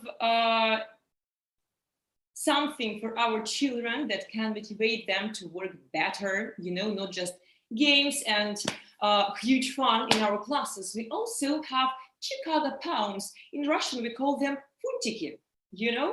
Our children can get them for for good work, if they work productively, if they do their homework. We can give them these pounds, and in the end of academic year, they usually can have some bonuses for these little pounds. So guys, and now I would like to offer you to go back to our childhood and to play one game. I've prepared one video for you. It's a cartoon, about, this is like my favorite cartoon, if to be honest, about one dragon. His name is Go-Go. Maybe you've heard about him. And today we're gonna work with topic on colors, and the task the task is to watch this cartoon and prepare your hands, because we're gonna clap like a lot. And when you hear a color, any color, we have to clap all together. No cheating. You have to clap with me, okay? So let's try to do that. Be very attentive, so can't miss anything. Let's go. Go lessons.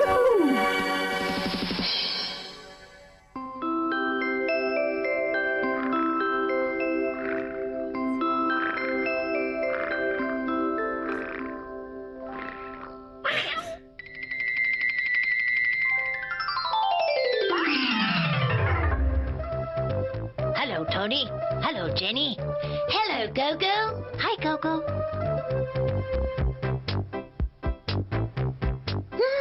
What color is this? It's green. Green. Cool. Clap your hands. That's grass. Good job. This is grass. It's green. What color is this, Tony? Oh, Gogo. It's red. It's red. Clap your hands. Very good This job. is a flower. Flower. It's red. Red. What color is this?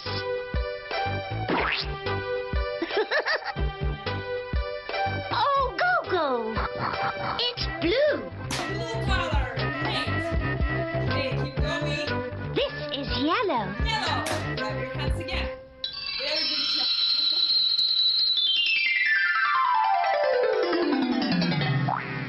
Don't relax. Wow. Oh. That flower is blue. Blue. Clap your hands. Cool. Oops. Okay. That flower is red. Red. Clap your hands again. That flower is yellow. Yellow. Good job.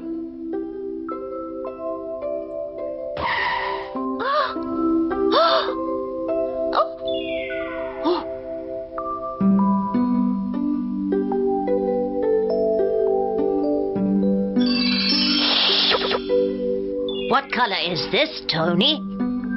It's brown. Brown. Clap your hands. Cool. Very good.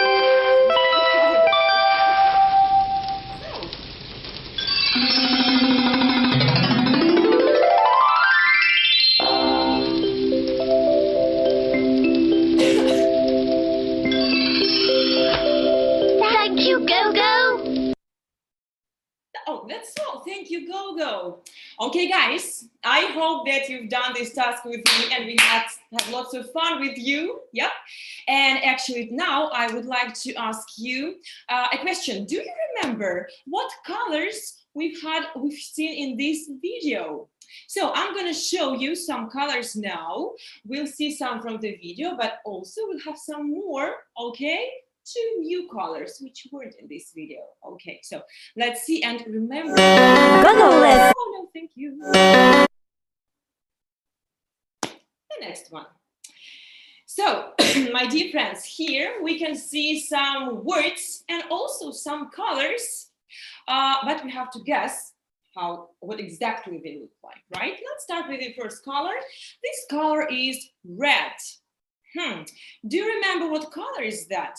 You can look around, maybe somewhere in our hypothetical classroom, you can find this color, maybe somewhere on your clothes, maybe my lipstick. So let's check it out. Red. Yeah, just like my lips. Let's continue. The next color is yellow. Let's try to remember. That was in our video, right? Let's try to remember what color is that?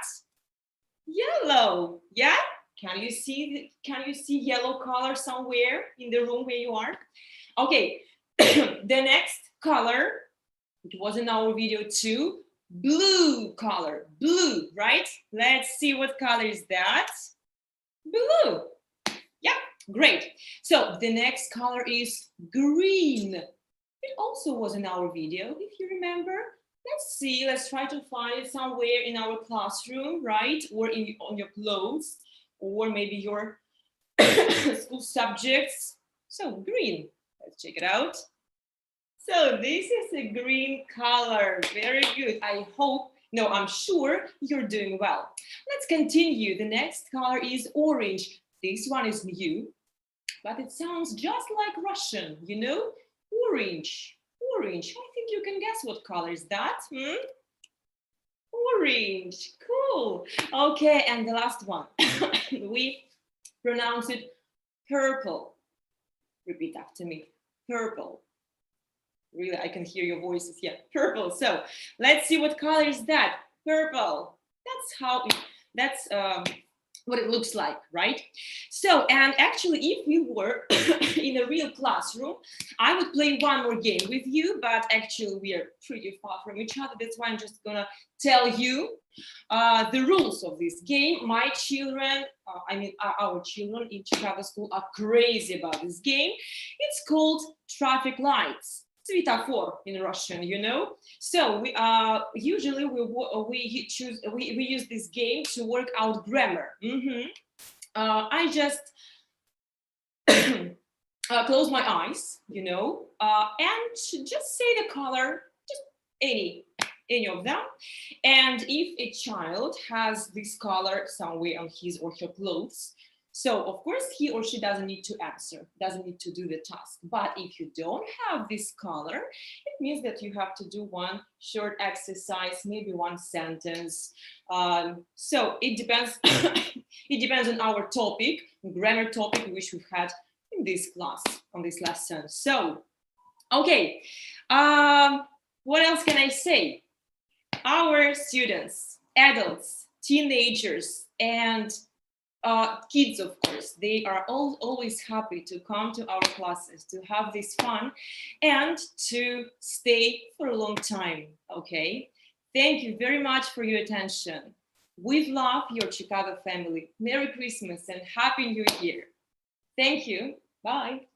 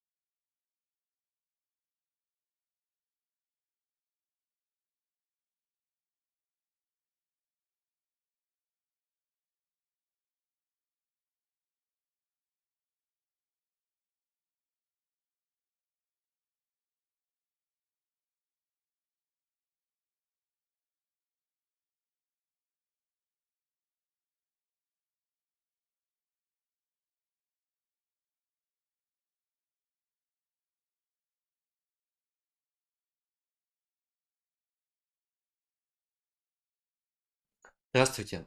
Добро пожаловать на презентацию методики преподавания английского языка для детей младшего школьного возраста. Меня зовут Антон, я преподаватель школы EF English First для детей и подростков. Наша основная задача – позволить студентам разговаривать на языке в комфортных для них условиях и, конечно же, получать удовольствие от наших занятий. Сейчас мы покажем вам, как мы в EF работаем с детьми младшего школьного возраста. Let's go. Hello. Hello. My name is Anton. How are you? I'm happy. Okay, very well. And you? You're fine. All right. Now, so please look and listen. Повторяем за мной. Look, listen. Now, we're going to quickly revise classroom instructions using total physical response. Let's do it. Please look. Look. Повторяем за мной. Look. Listen. Be quiet. Stand up. Sit down. Raise your hand. Raise your hand. Okay, very well, guys. Clap your hands. Fantastic. Now, we're going to play a game called Simon Says. One person is designated Simon, or the leader. Others are the players. Simon, standing in front of the group, is giving the instructions, but students must only obey if they hear the phrase Simon Says. Если слышите фразу Simon Says, повторяйте. Simon says, sit down. Simon says, stand up. Look. Simon says, listen. Okay, that was really great, guys. Thank you for playing. You know what? I feel hungry. let's go to our restaurant. Please, look at this picture. What food can you see here? What's this? Yes, this is pizza. I like eating pizza. And what is this? Yes, it's a sandwich. I love eating sandwiches in the morning. Now, let me demonstrate how we practice and learn words in the classroom. Now, please look at this. Look at this food. Okay, water, salad, fries, fried rice. One more time. Fried rice. Pizza. Milkshake. Now, let's do it, but in a very slow way. 3, 2, 1. Water. Salad. Fries. Fried rice. Pizza. Milkshake. Thank you very much. Now, so we have learned new words, and now I guess it's high time to put these words into practice. Let's do it with the phrases I like and I don't like. Please look. This man is Tom. He says, I like burgers. Now look here.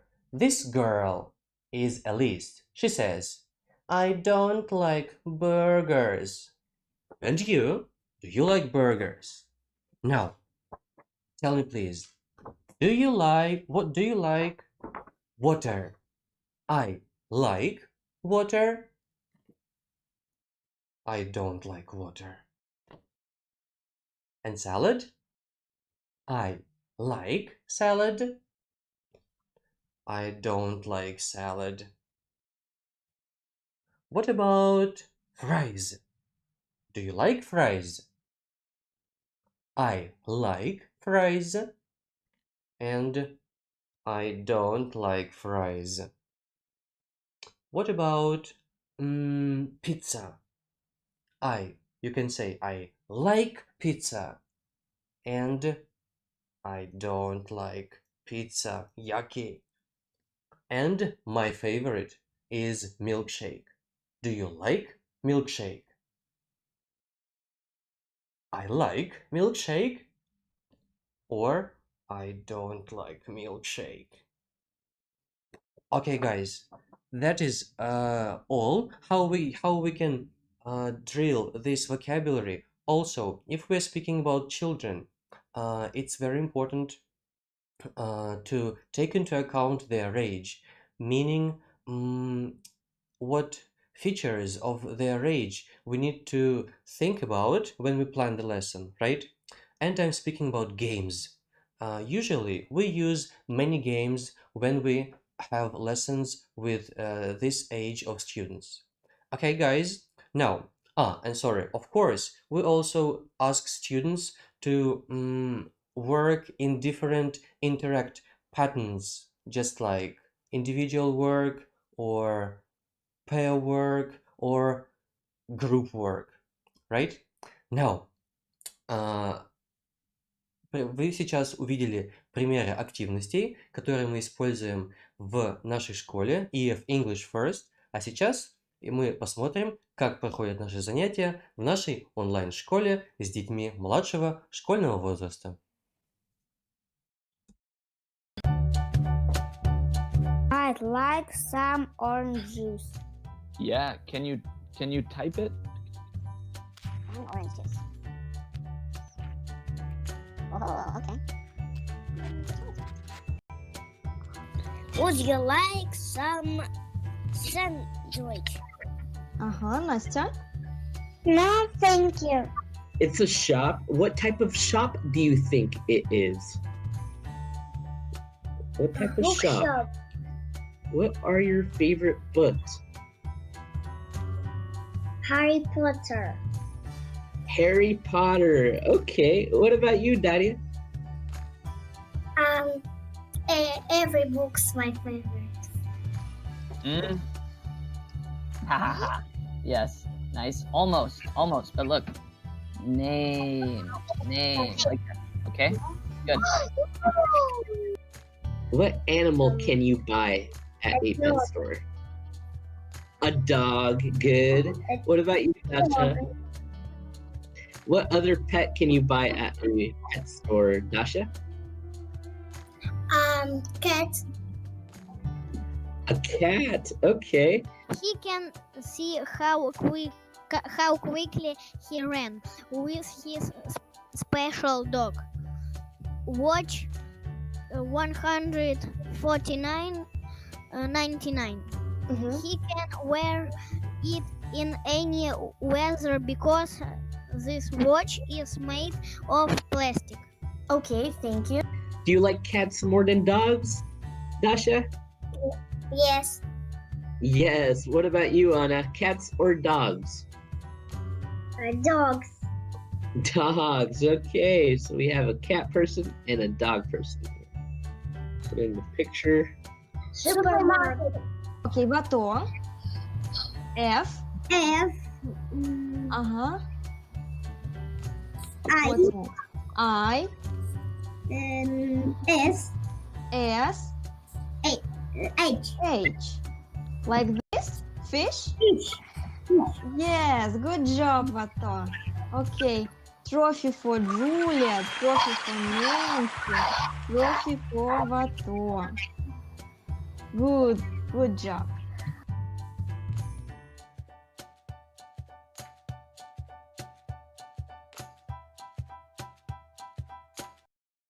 Вот так проходит занятие в нашей онлайн-школе. Если вы хотите больше узнать об обучении в EF English First, переходите на наш сайт englishfirst.ru и подписывайтесь на наш Instagram English First Family. Thank you very much. Goodbye.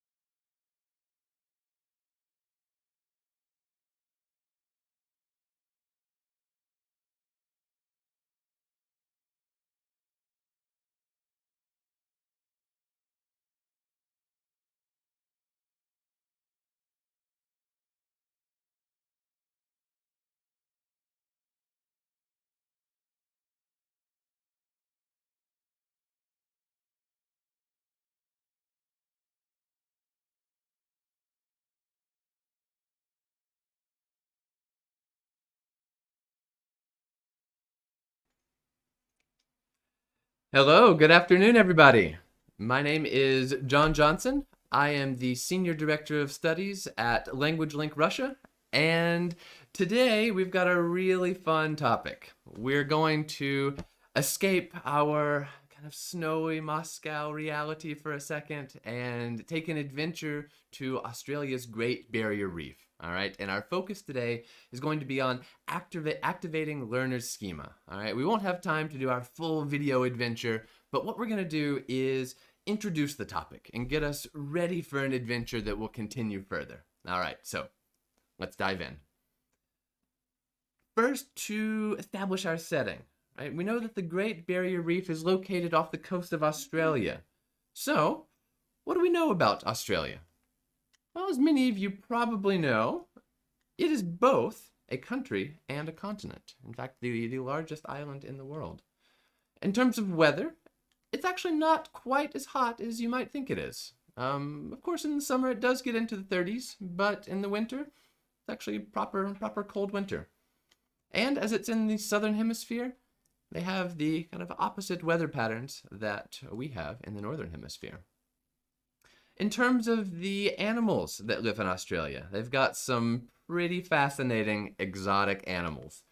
This one you all know, and this of course is the kangaroo. Perhaps the cutest animal in the entire world. Do you know what kind of bear this is? That's right. It is the koala bear. A very strange bird, a very large bird. Do you know the name? That's right. It's an emu. And this, a very characteristic bird of Australia, that's the wallaby. The wallaby. And one of the strangest looking creatures I've ever seen in a bird, or in an animal you'll find in Australia, is the platypus. And of course, the cute, also slightly weird wombat as well. All right, so these are some of the animals that you'll find in Australia. But what about these? Well, as you may know, this is coral. All right, and what do you think? It's kind of a strange looking thing. Is it a rock, a plant, or an animal? If you said animal, you're correct, it is.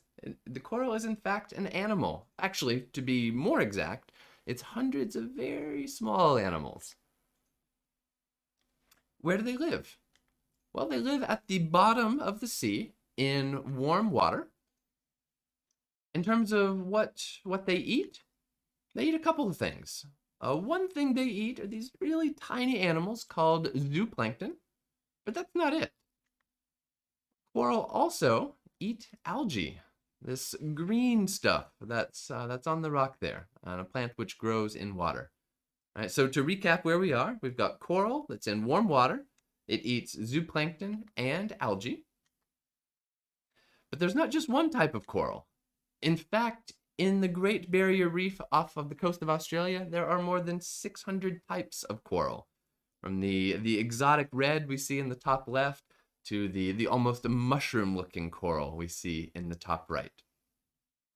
Now, of course, we have this word reef. And as far as I know, it's the same word in Russian, but it does beg the question, what exactly is a reef? Well, a reef is an ecosystem that is made by coral. Right? So a reef is this whole ecosystem of which coral is an integral part. And coral, it's not just living coral that makes up this reef, but in fact, it's old and even dead coral that's an integral part of these reef structures. Now to a key question. Why are coral reefs important? Of course, beautiful to look at. They make nice desktop backgrounds, but they serve some very important functions. First, they are fantastic homes for fish. Literally thousands and thousands of species of fish live in these reefs. Secondly, they help humans. They protect coastal communities from hurricanes and tsunamis. They provide food for people as well. Of course, who doesn't like to go scuba diving and explore these reefs? So these reefs actually create a lot of jobs for the tourism industry. And of course, they help to clean the water, right? So these reefs are really crucially important in a lot of different ways. right? And I've shown you some animals that you'll find in Australia. And now let's explore some creatures that you'll find in the Great Barrier Reef. And as we look at these pictures, think to yourself, try to name these creatures. All right, so some nice animals here. So what do you think? That top left creature, if you think that's a sea turtle, you're in fact correct. The second one, I'm sure you guessed, is a starfish. The top right one, potentially a dangerous animal. That is our manta ray. And now if we go to the second row, we have an interesting looking creature there, the dugong. The coral trout in the bottom middle, and maybe the cutest fish of all, right? Our friend Finding Nemo, the clownfish. All right, so these are just some of the many amazing creatures that we'll see in the Great Barrier Reef. Of course, they don't call it the Great Barrier Reef by accident. It is in fact the largest reef system in the world. To give you an idea about how big it is, how large this reef actually is, you can actually see it from space. So looking at this image on the right, can you see where this reef is? That's right. It's right there on the coast. That kind of bright turquoise color, rather. So really quite a remarkable feature. And of course, what's learning about the reef without a little quiz? All right, so we've got some basic facts about the Great Barrier Reef, and I'll give you a chance to read these sentences and try to match the numbers on the right with the sentences on the left. I'll give you a few seconds to read it and think about your answers here. In terms of the number of islands in the Great Barrier Reef, there are 900 islands. In terms of the number of small reefs, there are actually 2,900 small reefs within the larger Great Barrier Reef. Kind of an amazing fact. How long is it? It is in fact 2,300 kilometers. It covers 344,000 square kilometers of ocean and brings literally billions of Australian dollars to the economy. So, some interesting facts there about our Great Barrier Reef. But as you may know, the Great Barrier Reef is in fact in danger. But let's think about the source of that danger. So looking at these pictures, what ideas do you have? What are some things that are causing damage to the Great Barrier Reef? On the top left picture, of course, we can see water pollution that often comes from factories and rubbish. That's damaging to the Great Barrier Reef. Animals can actually harm the Great Barrier Reef, and one we'll learn some more about, the crown of thorns starfish. Building coastal communities, and especially large skyscrapers like this right next to the water, can be damaging to reef structures. And of course, climate change. Okay? This is not, however, totally hopeless, because we as humans can do something to save the barrier reef. So some pieces of advice for us. One, don't waste water. All water we use has to be processed at factories, so the more we save, the more it protects the environment and places like the Great Barrier Reef. Secondly, don't buy coral souvenirs, right? As we've talked about, dead coral is actually an important part of the reef structure itself. So buying these coral souvenirs actually contributes to damage that's done to the Great Barrier Reef. And of course, when you're at the beach, do your part to keep the beach clean. If you keep the environment around the reef clean, it will help the reef itself. All right, so I told you we'd learn a little bit more about this amazing and destructive animal, the crown of thorns starfish. Okay, so we're going to watch a short video together, and as you watch the video, I want you to try to identify 3 facts you learn about this crown of thorns starfish. Truly an amazing yet destructive creature. All right, so let's watch this short video together about this crown of thorns starfish.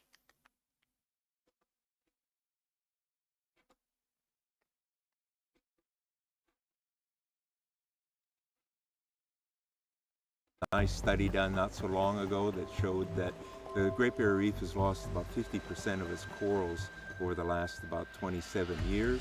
And one of the major contributors to that loss have been crown of thorns starfish.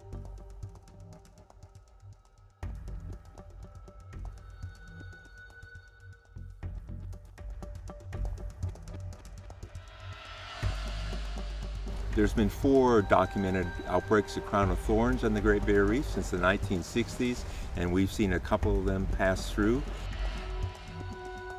When they're in outbreak mode, there's a lot of starfish. There can be many thousands.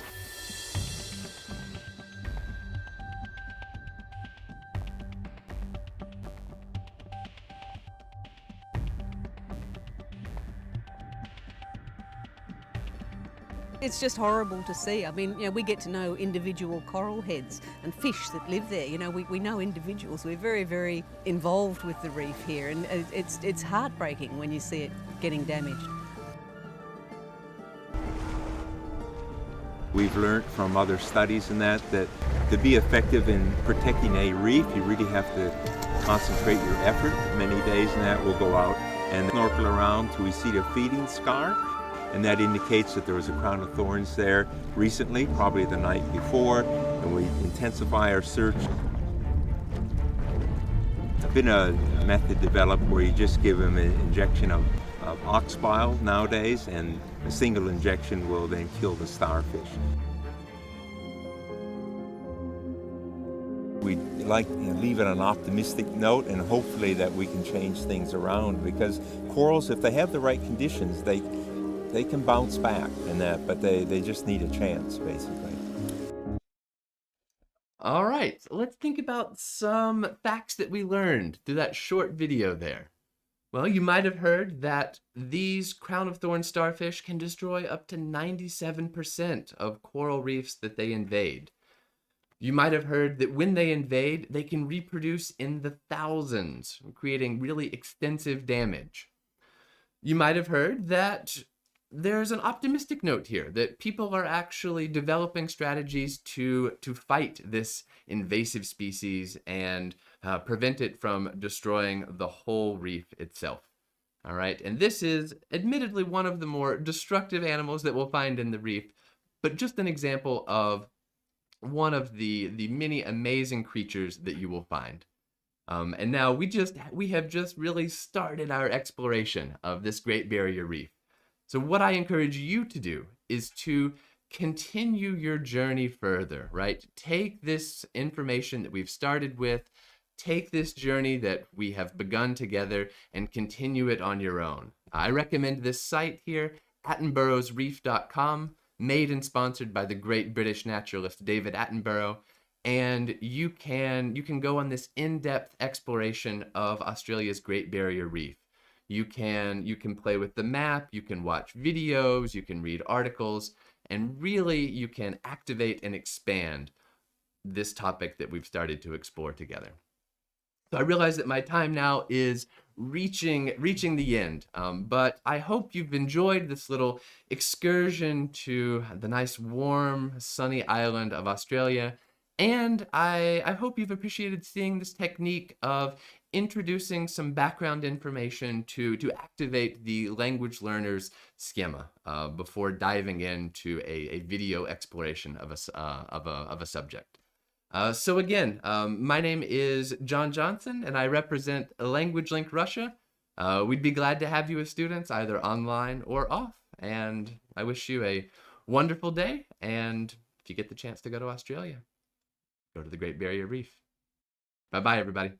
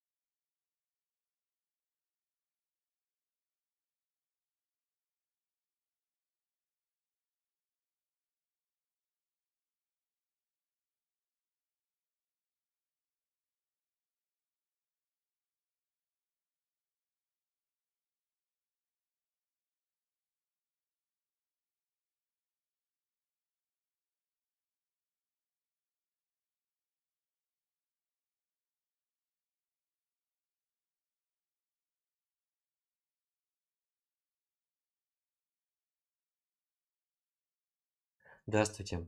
Добро пожаловать на презентацию методики преподавания английского с носителями языка. Меня зовут Антон, я преподаватель школы EF English First Kids and Teens для детей и подростков. Сейчас мы покажем вам, как наши студенты занимаются с носителями языка, не только на наших регулярных занятиях, но еще на дополнительных мероприятиях, которые называются лайфклабы. So, let's begin.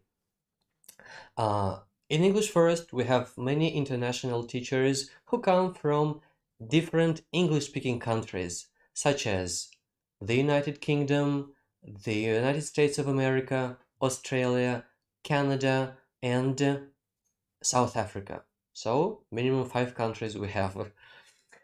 These teachers conduct lessons with children of different ages, okay?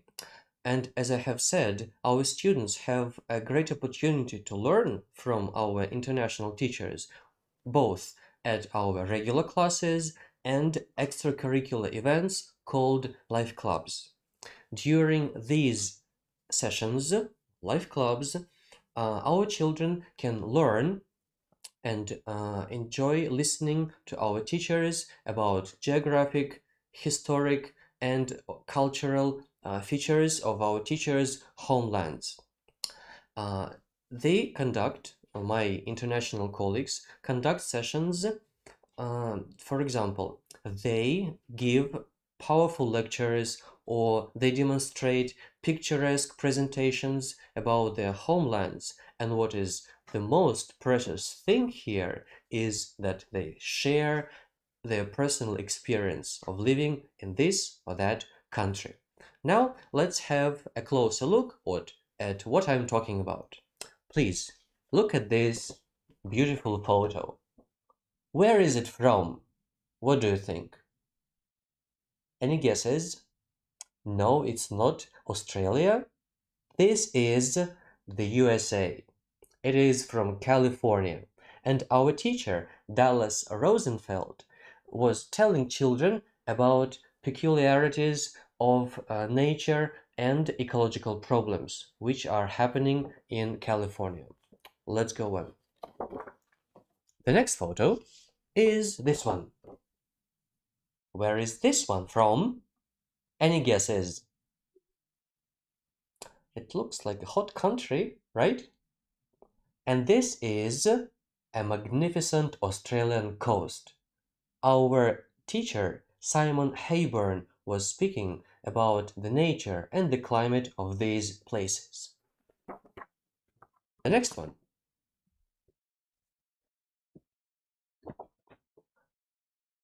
Look at these beautiful banknotes, which are made, by the way, of plastic. Where are they from?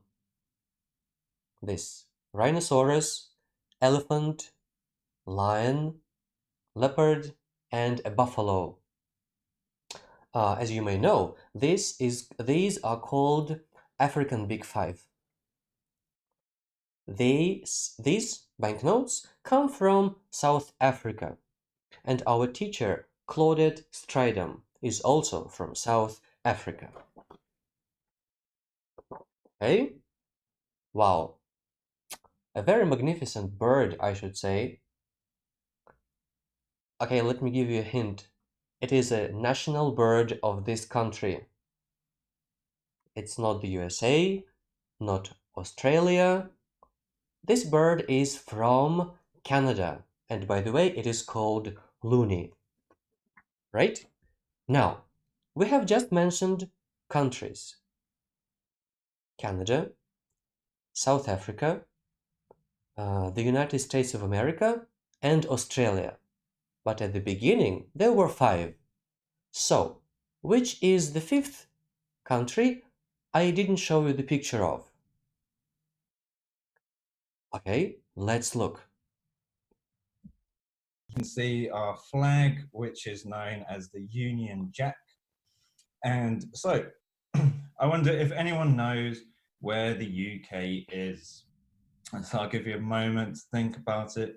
Try to think about it on a map. Whereabouts is the UK? And so if we have a look, we can see in red that the UK is situated there in Europe. And so we've got Russia, you can see on the right of us, and then across the ocean, America on the other side that you learned about last week. And so United Kingdom is a small island, really, a small island in the sea. And you might notice on this map as well, it's made out to be a bit bigger, really, a bit bigger than what it really is in real life. But the United Kingdom is split up into 4 different countries, 5 if you include Isle of Man as a country that they like to be known as. So we've got Northern Ireland, Scotland, England, and Wales. And like I say, in the middle there, Isle of Man, but don't worry about them too much. And so each one of these countries has its own capital as well. So Scotland's capital is Edinburgh.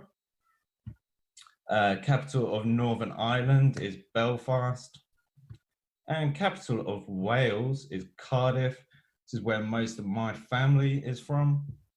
And then we've got London being the capital of England. And just above that, you can see my hometown, which not a great place. So the less we say about that, probably the better. And so we can see as well the seas that we've got around us. So we've got the North Sea. In between England and Ireland is the Irish Sea. And then you've got the North Atlantic Ocean there on the left. And obviously that leads to America. And we call that the pond a lot of the time. So we often say when we're going to America, or the other way, like we say, we're going across the pond. Why that is, I'm not really sure. And then we've got the English Channel between us and France as well. The English Channel, many people have swum the English Channel. Many people have done that and just swum across it. And it's kind of like a challenge to do, really. Okay, so this can be... Yes, this session is about the United Kingdom of Great Britain and Northern Ireland, conducted by our teacher from England, David Evans. He was telling children about some geographic, the geographic definition. Also, he was speaking about historical moments, traditions, currency, places of interest, and many other things. Let's continue watching.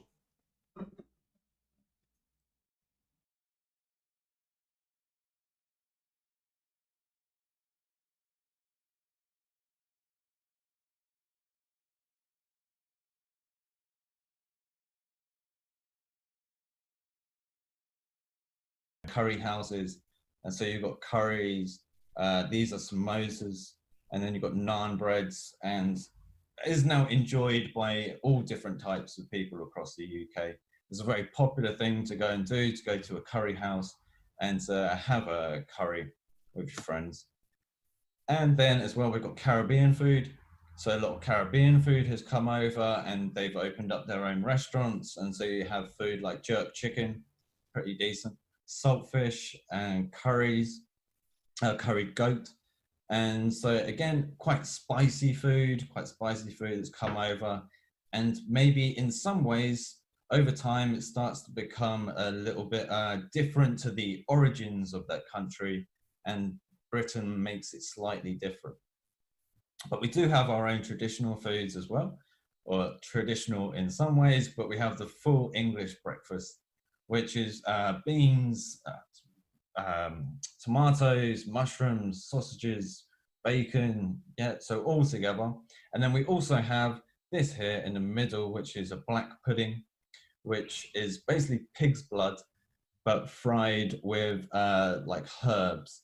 So it's quite an acquired taste maybe, but actually something that is really good and doesn't sound like it'd be very nice. But a lot of people, I think, is one thing definitely to try if you ever. A very important part about this or that country is, of course, its cuisine. Would you like to try black pudding David was talking about? I'd love to. Probably I would become a little bit more British. when I try this fantastic black pudding. Alright, now, not only our students learn from international teachers about the English-speaking countries, having teachers from around the world gives our students an opportunity to learn their specific vocabulary, slang, accents, and of course, that's why our students will understand anybody.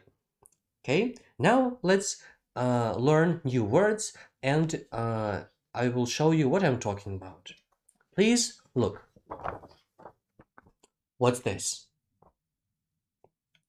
For an American person, this is a truck. And for a British person, it's a lorry. Okay, truck and lorry. Let's go on.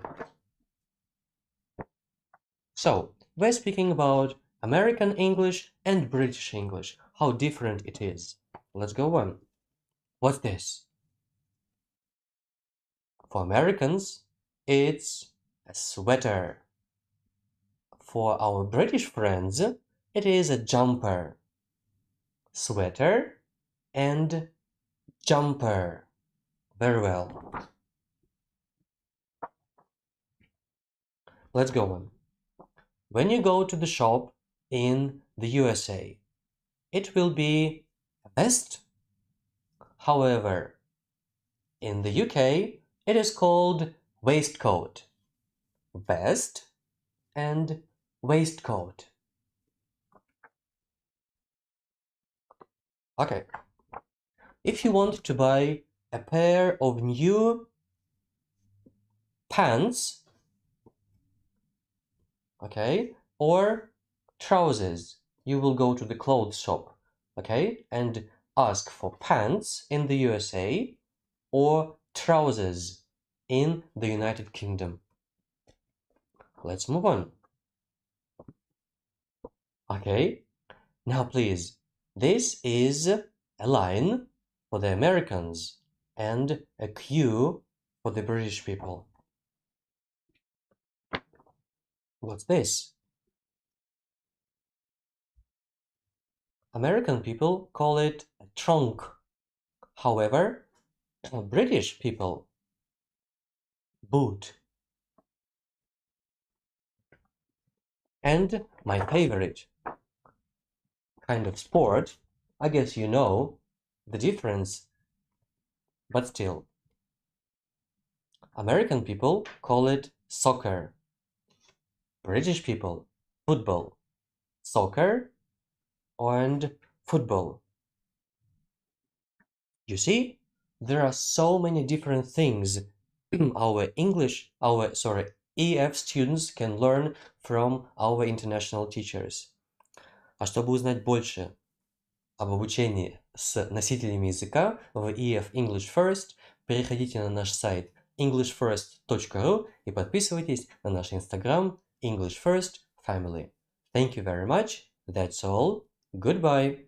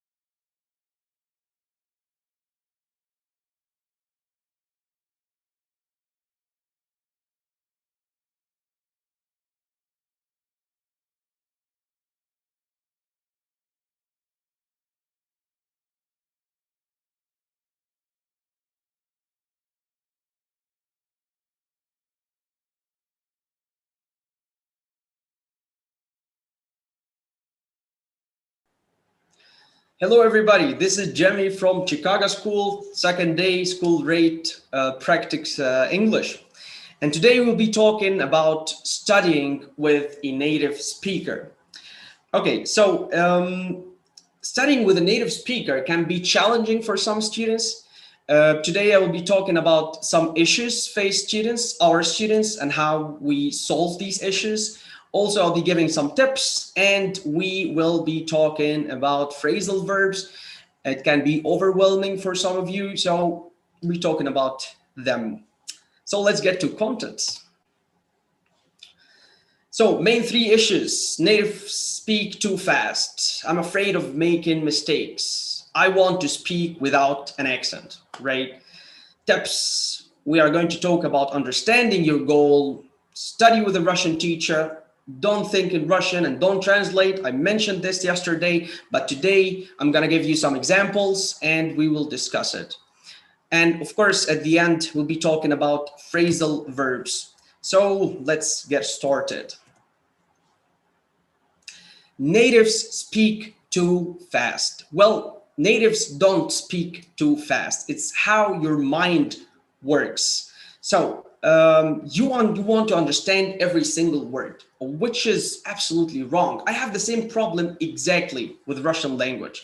When I listen to some natives, Russian natives, and I try to understand a word, my mind immediately stops thinking about what's happening, the sequence of the speech after. So I end up missing a lot of words after this. And of course, missing the whole point of the speech. So don't stop to translate every single word in your mind. Let your mind work. Don't overwhelm your mind, because like understanding a language that's not your mother tongue can be hard and needs, some kind of concentration of your mind. So don't overwhelm your mind and you will understand.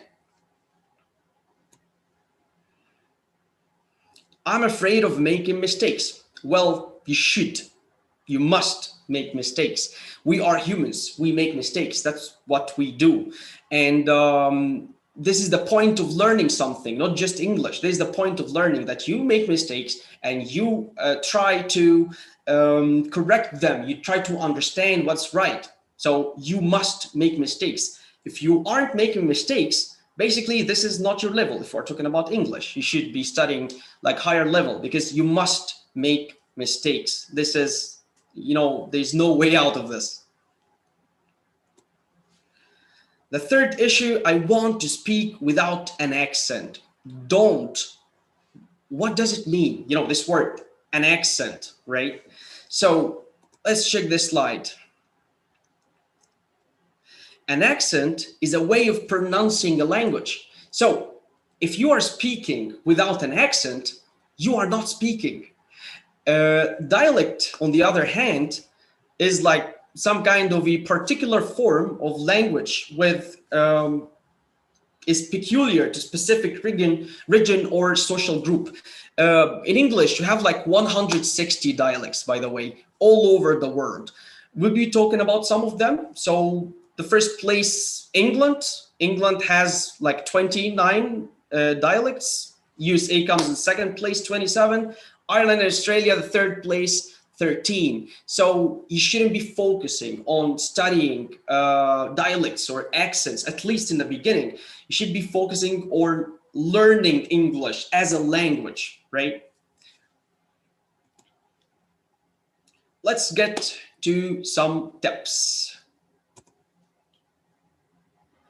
Understand your goal. I have this situation actually.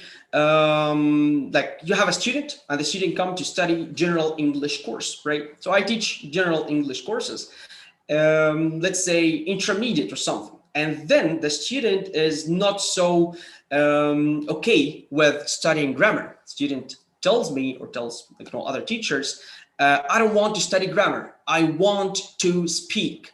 Well, if you are not studying grammar, you will not be speaking, because you will end up having just vocabulary, wandering around your mind, but there's nothing, no connection. You can't structure them. You must study grammar in order to structure sentences. Grammar is mandatory, right? This if you want to study English as a language. Well, you want to practice, and practicing is also an extremely part of learning any language. then you should be attending speaking clubs, right? And this is the difference between them. If you want to practice, you attend a speaking club. If you want to learn the language, you'll be attending like general English courses, right? So grammar is important, exactly as practicing.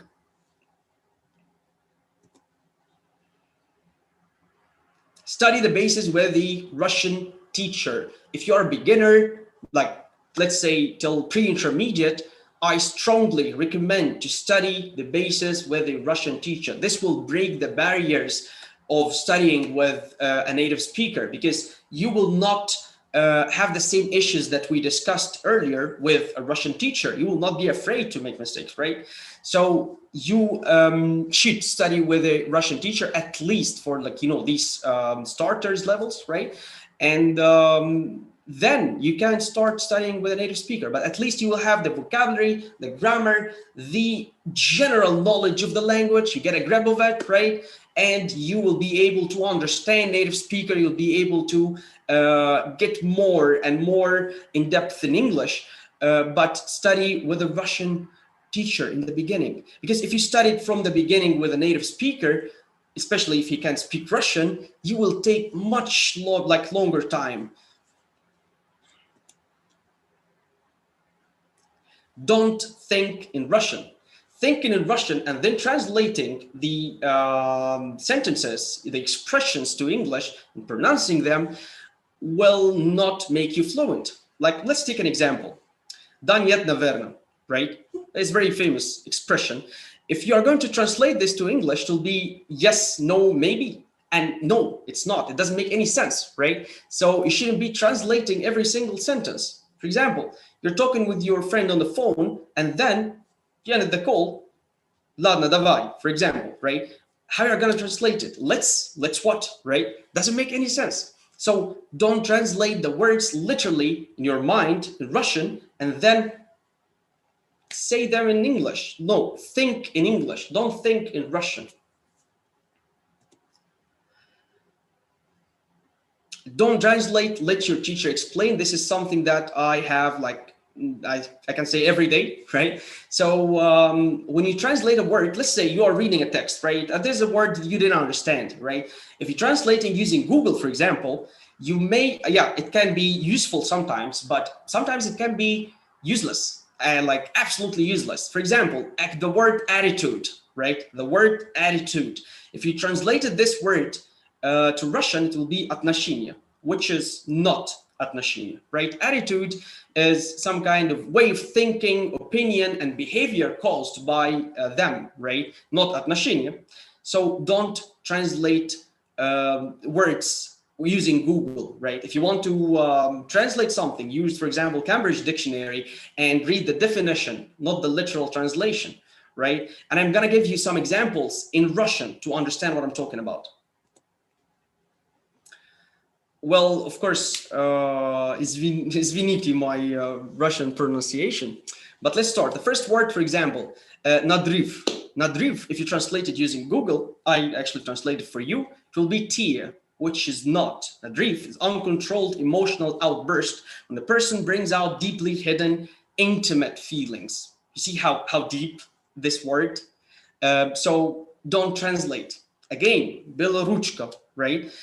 If you translate it using Google, it will be white-handed. Doesn't make any sense, right? Белоручка, someone who avoids dirty, rough work or just not used to serious work, right?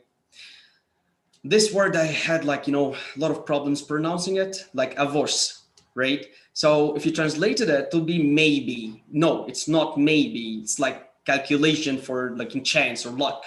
So don't translate words. Let's get to phrasal verbs. Phrasal verbs, like one of the most common issues that I face with students, for example, they are boring. Yes, I know. Don't make sense. Yes, I understand. Like, prepositions. Don't translate it literally. This is the thing. And can you avoid them though? No, you can't avoid them. Like, let me give you an example. For example, the game was canceled. This is a normal verb. Canceled, right? The game was called off. There's a phrasal verb. Here, there's no difference. Here, it's okay. You can use canceled or called off with no big difference, right? But sometimes we just can't do this. We have 3 cases today to talk about. The first one, using a normal verb sounds too formal, too serious, right? Using a normal verb sounds too harsh, sometimes rude even. And there's simply no other way to say what you want to say. So let's get some examples. Too formal. Let's say in the middle of the night, you wanted to have, a drink or something. So you walked over to the fridge and got yourself a drink. If we're going to use a normal verb, it will sound like this. I approached the fridge and got myself a drink, which sounds super unnatural. Like my friend approached my desk and said, good morning. No. A strange man approached me and tried to sell me a gun sounds absolutely natural. So you need to understand the situation and what you're going to use, a normal verb or a phrasal verb. For example, drop by. Frank is going to drop by later tonight. Frank is going to visit us later tonight. For casual, quick visits, you use the phrasal verb drop by because a visit sounds too formal. You visit your partner's parents, you visit your grandparents, but drop by your friend, right?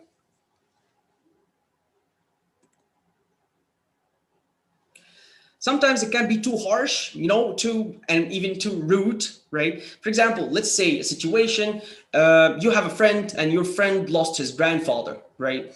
And next day you met your friend and you tell your friend, I was sorry to hear that your grandfather passed away, right? It's absolutely okay. But let's say I was sorry to hear that your grandfather died. Seriously? No. This sounds awful. You will be thinking about your relationship after. Put down, put to sleep. Kevin had to put down his golden retriever. Kevin had to kill his golden retriever. It sounds more like a crime, right? Okay, I like this part. Sometimes there's no other way.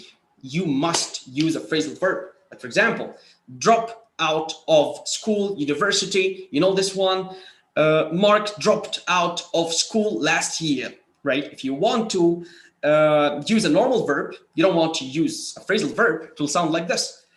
Mark abandoned his studies last year and is not planning on continuing as a student. Well, this is so long to say just Mark dropped out of school last year. Also, run into, right? Sometimes I run into my students at the mall. Sometimes I unexpectedly encounter my students at the mall. It sounds like Shakespeare or you're writing a novel or something.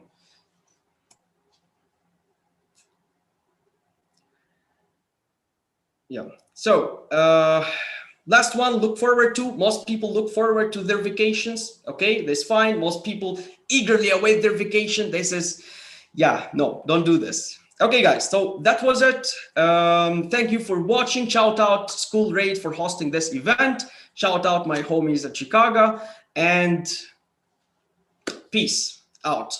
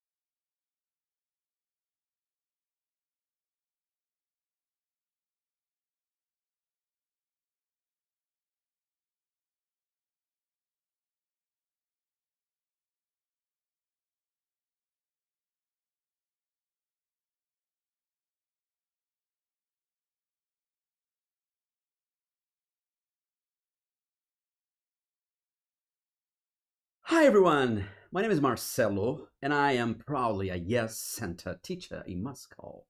Today, I want to talk to you about a really important and urgent matter. But before we get started, I have a challenge for you. You see 8 pictures. Here they are. First, what do they have in common? Can you notice any differences among them? Which ones? There are 4 clear contrasts in all pictures. I want you to match the pictures so you can make 4 pairs of contrasts. So what do they have in common, first of all? If you said that you can see children in all pictures, you're absolutely right. Good job. And what about the contrasts? Can you match? We have here 8 pictures. Let's try to make 4 pairs with the corresponding contrasts. Any ideas? Before that, let's have a brief review on the use of while. What's while actually? It is a subordinating conjunction which can be used to connect an action or an event to a point in time. We use while to show that actions or events happen at the same time in the past, present, or future. Example: can you wait in the car while I run into the shop? They were talking while the teacher was explaining the activity. Notice that in these 2 examples, in these 2 sentences, we have a clear use of while when the actions happen at the same time. But today, I want to focus on a direct result. So, in other words, when you match the pictures, you see a use of while in the context of direct result. So let's take a look now at the contrasts. Let's see if your answers were right. So here we have a picture of children. And what is the contrasting picture? This one. So let's try to make a sentence using while with both pictures. Any ideas? For example? Okay, for the sentence, let's see another pair of pictures. Now we have 2 children playing video games and 1 child playing with a toy. So let's move back to the first pair of pictures. So here it is, just an example. The children are playing while the boy is in hospital. Like I said, while here, it plays the role of a direct result. And you can notice that right after hospital, there is a word. Could you unscramble this word, please? It's an enigma. Which word is that? So what is the context of these both pictures? The word is health. In the next pair of pictures, another sentence. The boys are playing video game while the other boy is riding a simple bicycle. And one more time, we have also unscrambled words. What is the context of this second pair of pictures? If you said social conditions, you were totally right. Good job. Moving on to the next pair of pictures. We can see, what can you see? Yes. If you said children in a classroom using their laptops, great job. The contrasting picture is also in the context of classroom, but a really different classroom, yeah, from the other one, from the previous one. And now let's see the other pair of pictures. Great. One more time, children. Having a meal with their parents in a family context. And now you have children longing for a meal. Okay. Let's see the first sentence above. Here it is. The children on the left use laptops in a classroom, while the other children have notebooks and pencils. Okay, yeah. So we have an absolute contrast. And what about the word which is scrambled? Have you got any idea about that? Context is education. Wonderful. Now, the last part of pictures, suggestion here, the sentence is, the children on the left can have a rich meal while the other children barely eat. Okay, it's sad but true. And what about the scrambled word? The context is poverty. If you said poverty, you were absolutely right. So we can notice the use of while in the context of direct result. So it means that the actions, they don't happen necessarily at the same time, but they have a direct result between them. After seeing all these pictures, we should at least reflect. We should discuss a little bit.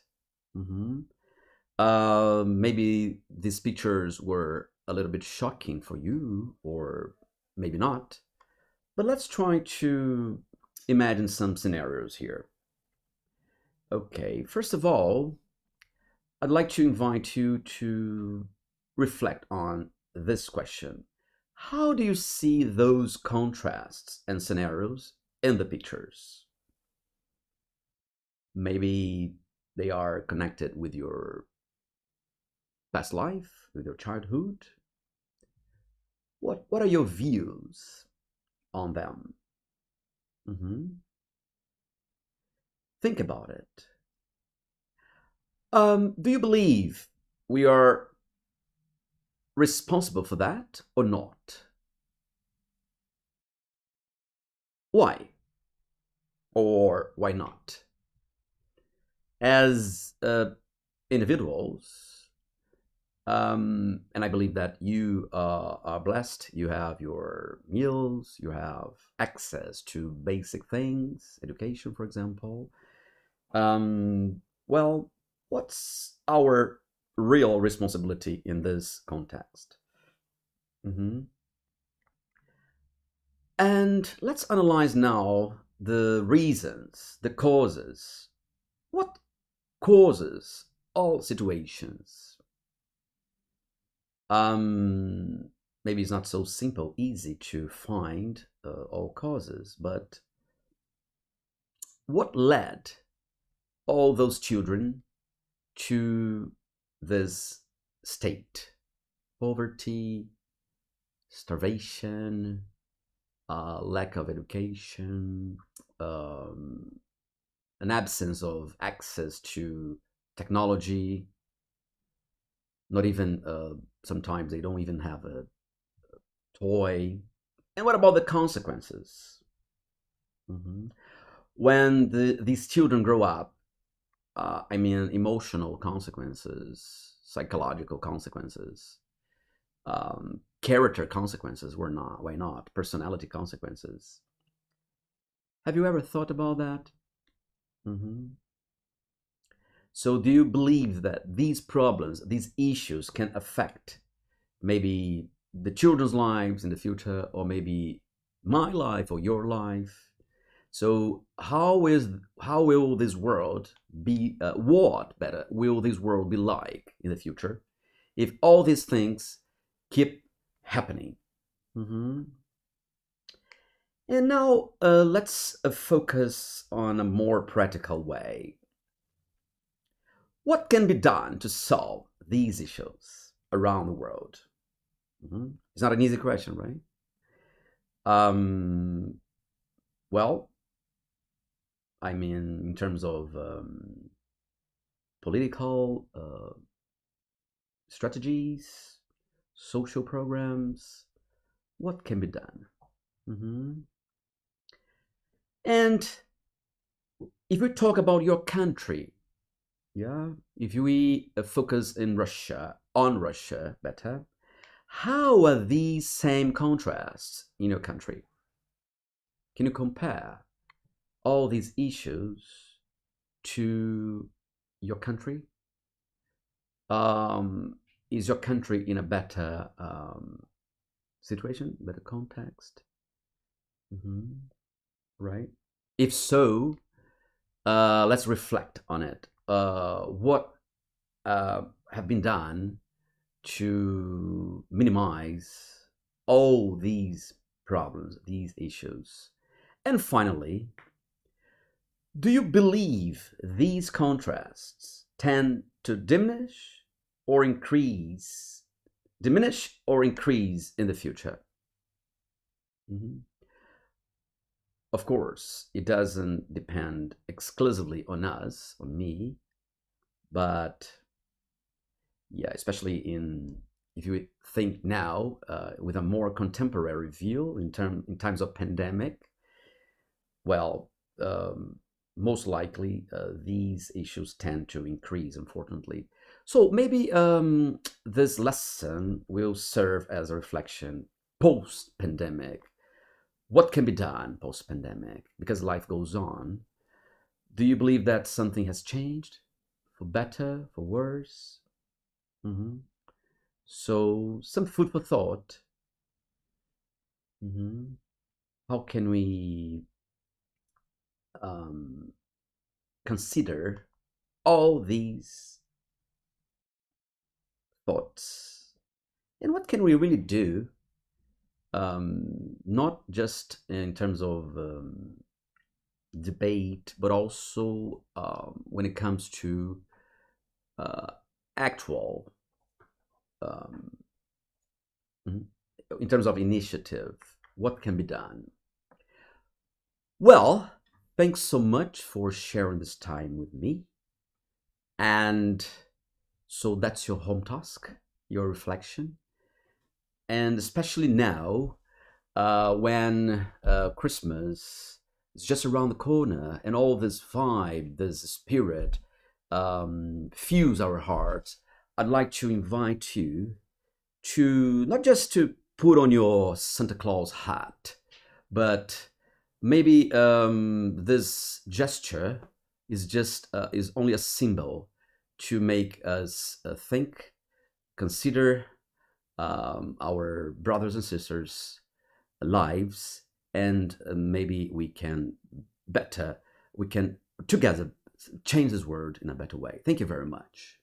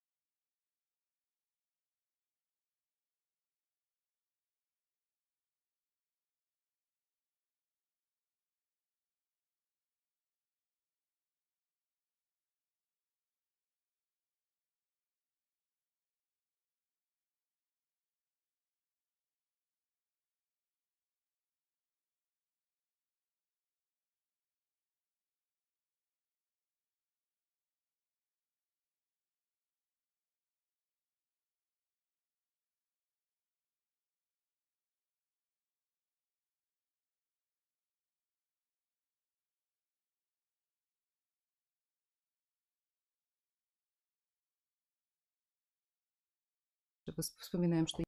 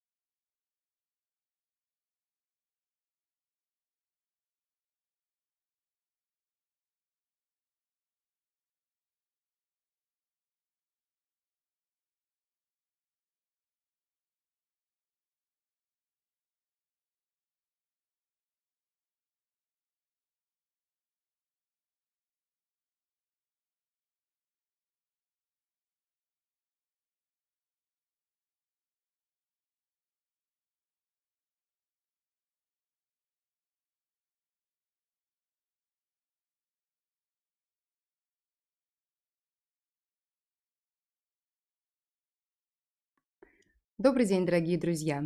Меня зовут Юлия. Я представляю Департамент экзаменов по английскому языку Кембриджского университета Cambridge Assessment English.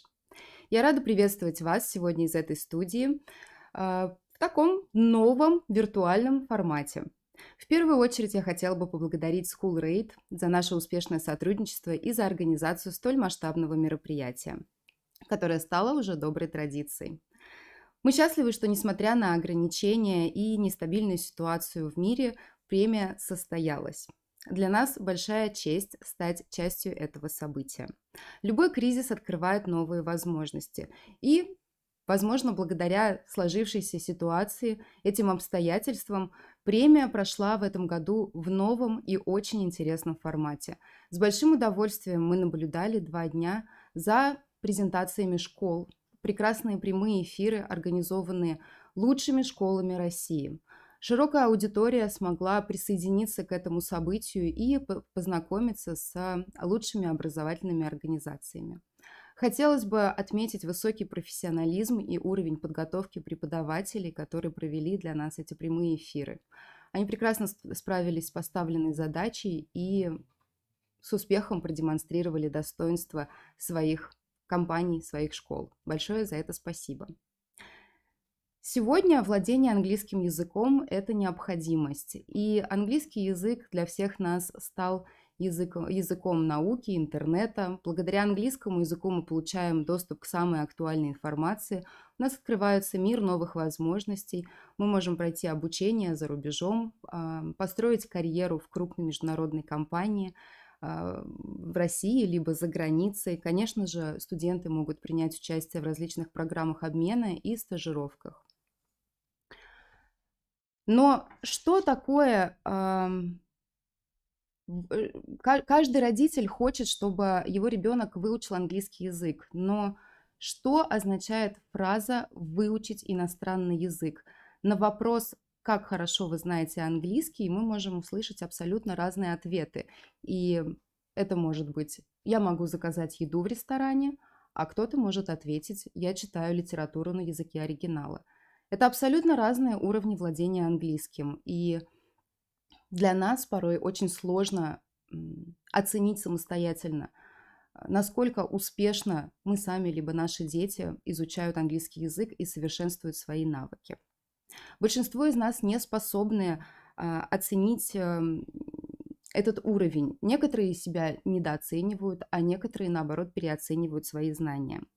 Не менее сложно понять, насколько успешно ребенок осваивает программу в школе, ведь пятерки за выполненные задания – это не гарантия качества, это порой не всегда объективная оценка, и мы не можем утверждать, что к моменту окончания школы ребенок сможет свободно общаться на английском языке. Для того, чтобы объективно оценить знания, были созданы экзамены по английскому языку. На текущий момент существует несколько международных систем тестирования, которые признаны во всем мире. Кембриджские экзамены являются одной из этих систем и популярны не только в России, но и в других странах. Уже более 100 лет эксперты ведущего международного университета разрабатывают и постоянно обновляют линейку кембриджских экзаменов. Более 150 стран в мире проводят экзамены, и более 25 тысяч международных организаций признают сертификаты, полученные по итогам сдачи кембриджских экзаменов. Кембриджские экзамены дают независимую и всестороннюю оценку знаний согласно международным стандартам. Экзамены разработаны на основе общеевропейской шкалы языковых компетенций, и в этой шкале существует 6 уровней от базового до самого продвинутого. Каждый кембриджский экзамен разработан согласно этим уровням, и мы предлагаем достаточно большой выбор экзаменов для каждого, кто изучает английский язык и хочет подтверждать свои знания сертификатом. Очень важно отметить, что во время сдачи кембриджских экзаменов оцениваются реальные навыки, навыки реального общения, а не формальное знание английского языка. А это значит, что, получив международный сертификат, кандидат, студент демонстрирует знание языка на достаточно высоком уровне, которое признается всемирно. Для каждого языкового уровня существует свой экзамен, и преимущество кембриджских экзаменов заключается в том, что у нас есть тесты для детей младшего школьного возраста, есть экзамены для подростков, есть экзамены более высокого уровня, которые подтверждают уровень владения языком на уровне носителя. Такие экзамены чаще всего сдают люди, которые профессионально связаны с использованием английского языка. Чаще всего это преподаватели, учителя английского. Сегодня многие частные языковые школы России являются нашими официальными центрами по подготовке к кембриджским экзаменам. И мы очень рады, что среди тех школ, которые приняли участие в премии SchoolRate, которые стали номинантами, есть наши центры по подготовке. Для центра по подготовке очень важно качественное обучение и возможность подтвердить это сторонние организации. Те школы, которые являются центрами по подготовке к экзаменам, имеют ряд явных преимуществ. В первую очередь это независимая экспертиза качества обучения. Для родителей наличие у школы статуса официального центра по подготовке к кембриджским экзаменам является гарантией качества программ обучения и, конечно же, подтверждением высокого профессионализма преподавателей английского языка. Школа говорит о том, что, являясь центром по подготовке к кембриджским экзаменам, школа открыто заявляет, что она не боится внешней независимой оценки результатов обучения. Конечно, мы не можем забывать о ориентированности на результат. Поскольку международные экзамены оценивают практические знания и программа подготовки к ним также ориентирована на развитие реальных навыков, а не каких-то формальных знаний языка, мы с уверенностью можем сказать, что кандидаты, успешно сдавшие экзамены, смогут в будущем успешно продемонстрировать реальные языковые навыки в жизни, независимо от обстоятельств. Это может быть ситуация какая-то повседневная, поход в магазин, либо посещение ресторана, какого-то мероприятия. Возможно, это более серьезная коммуникация на высоком уровне уже, если мы говорим об обучении, либо работе в какой-то зарубежной международной компании. Отслеживание прогресса. Изучение английского языка – это долгое путешествие. И, конечно, каждому учащемуся важно понимать этапы своего обучения. Очень важно определить те вехи, которые будут показывать ученикам достигнутый уровень и будут ставить цели на следующий этап обучения. Регулярное тестирование позволяет отследить прогресс и сделать результат более заметным и ощутимым. Конечно же, экзамены помогают мотивировать детей на изучение английского языка, делают их более амбициозными, и процесс подготовки к экзаменам приучает их к ответственности и организованности. Это большое преимущество. Экзаменационная практика. Независимо от того, какую профессию ребенок выберет в будущем, он будет сдавать экзамены. Это будут экзамены по английскому, русскому, математике. Регулярная практика сдачи экзаменов позволяет приобрести те самые необходимые навыки, которые требуются в процессе сдачи того или иного экзамена. Это стрессоустойчивость и, конечно, знание экзаменационных стратегий поможет в будущем. Зная особенности тестирования, зная правильный подход, ученик может рассчитывать на более высокие баллы. И это показывает опыт. Международный сертификат, о котором я уже не раз говорила сегодня, это гарантия качества. При наличии международного сертификата вы получаете доступ к новым возможностям.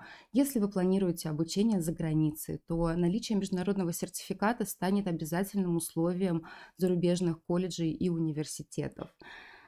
Что говорить о карьере? Если мы хотим построить карьеру в международной компании, знание языка, безусловно, нам в этом поможет. И по статистике более 50% работодателей еще на этапе подбора кандидатов отдают предпочтение тем, у кого высокий уровень владения языком. И, безусловно, будущие перспективы значительно более ощутимые и реальные. Кандидаты, сотрудники компаний, которые владеют английским языком на достаточно продвинутом уровне, свободно общаются на языке, с большей вероятностью вырастут по карьерной лестнице и получат повышение зарплаты. В целом, независимо от того, как сложится будущее, бессрочный международный сертификат, выданный Кембриджским университетом, будет ценным дополнением к школьному аттестату и к другим дипломам, грамотам, сертификатам. Это прекрасное пополнение языкового портфолио, и мы понимаем, что с каждым годом язык становится все более и более важной частью нашей жизни и, безусловно, становится приоритетом для родителей. Уходящий год стал для нас настоящим испытанием, и вынужденная самоизоляция, переход на онлайн-обучение. Школам пришлось в кратчайшие сроки пересмотреть формат обучения и формат проведения занятий. На учителей легла ответственность сохранить эффективность занятий и продолжить подготовку в том же режиме. Бытует мнение, что онлайн-уроки менее эффективны и должны стоить значительно дешевле. Я не могу с этим согласиться, я думаю, что большинство моих коллег поддержит меня, потому что тот стресс и та ответственность, та нагрузка, которую испытывает учитель при подготовке онлайн-урока, тот учитель, который привык работать в классе и видеть реакцию своих учеников, иметь возможность какого-то невербального общения, должен адаптироваться к новым условиям и искать новые инструменты взаимодействия со своей аудиторией. Сегодня мы видим, как успешно большинство школ справились с этой задачей. И я еще раз хочу поблагодарить участников премии, номинантов премии, которые продемонстрировали навыки, в том числе приобретенные за этот период. Кембридж со своей стороны активно помогал учителям, и мы старались поддержать, как только могли, и учителей, и учащихся. Мы запустили онлайн-курс, бесплатно открытый онлайн-курс для учителей, где мы систематизировали всю информацию о работе онлайн. Мы, наконец-то, анонсировали уникальный тест, онлайн-тест LinguaSkills с онлайн-прокторингом.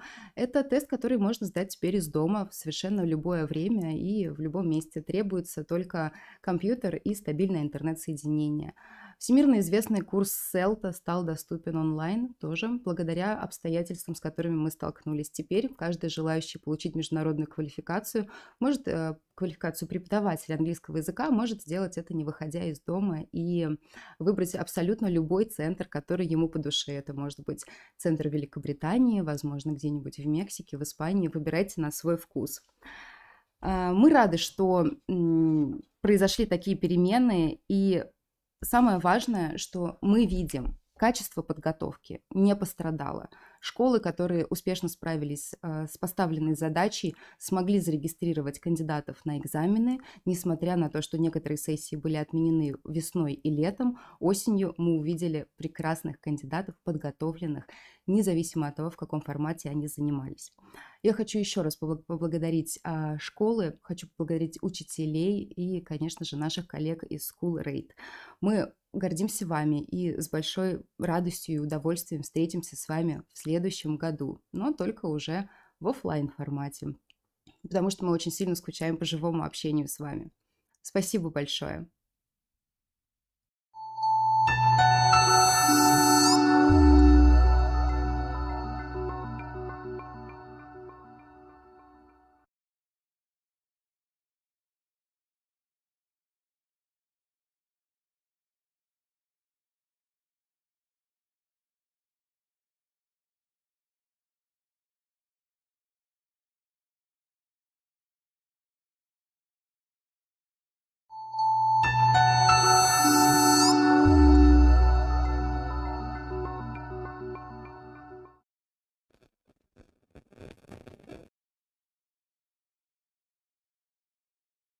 С нами 22 города России.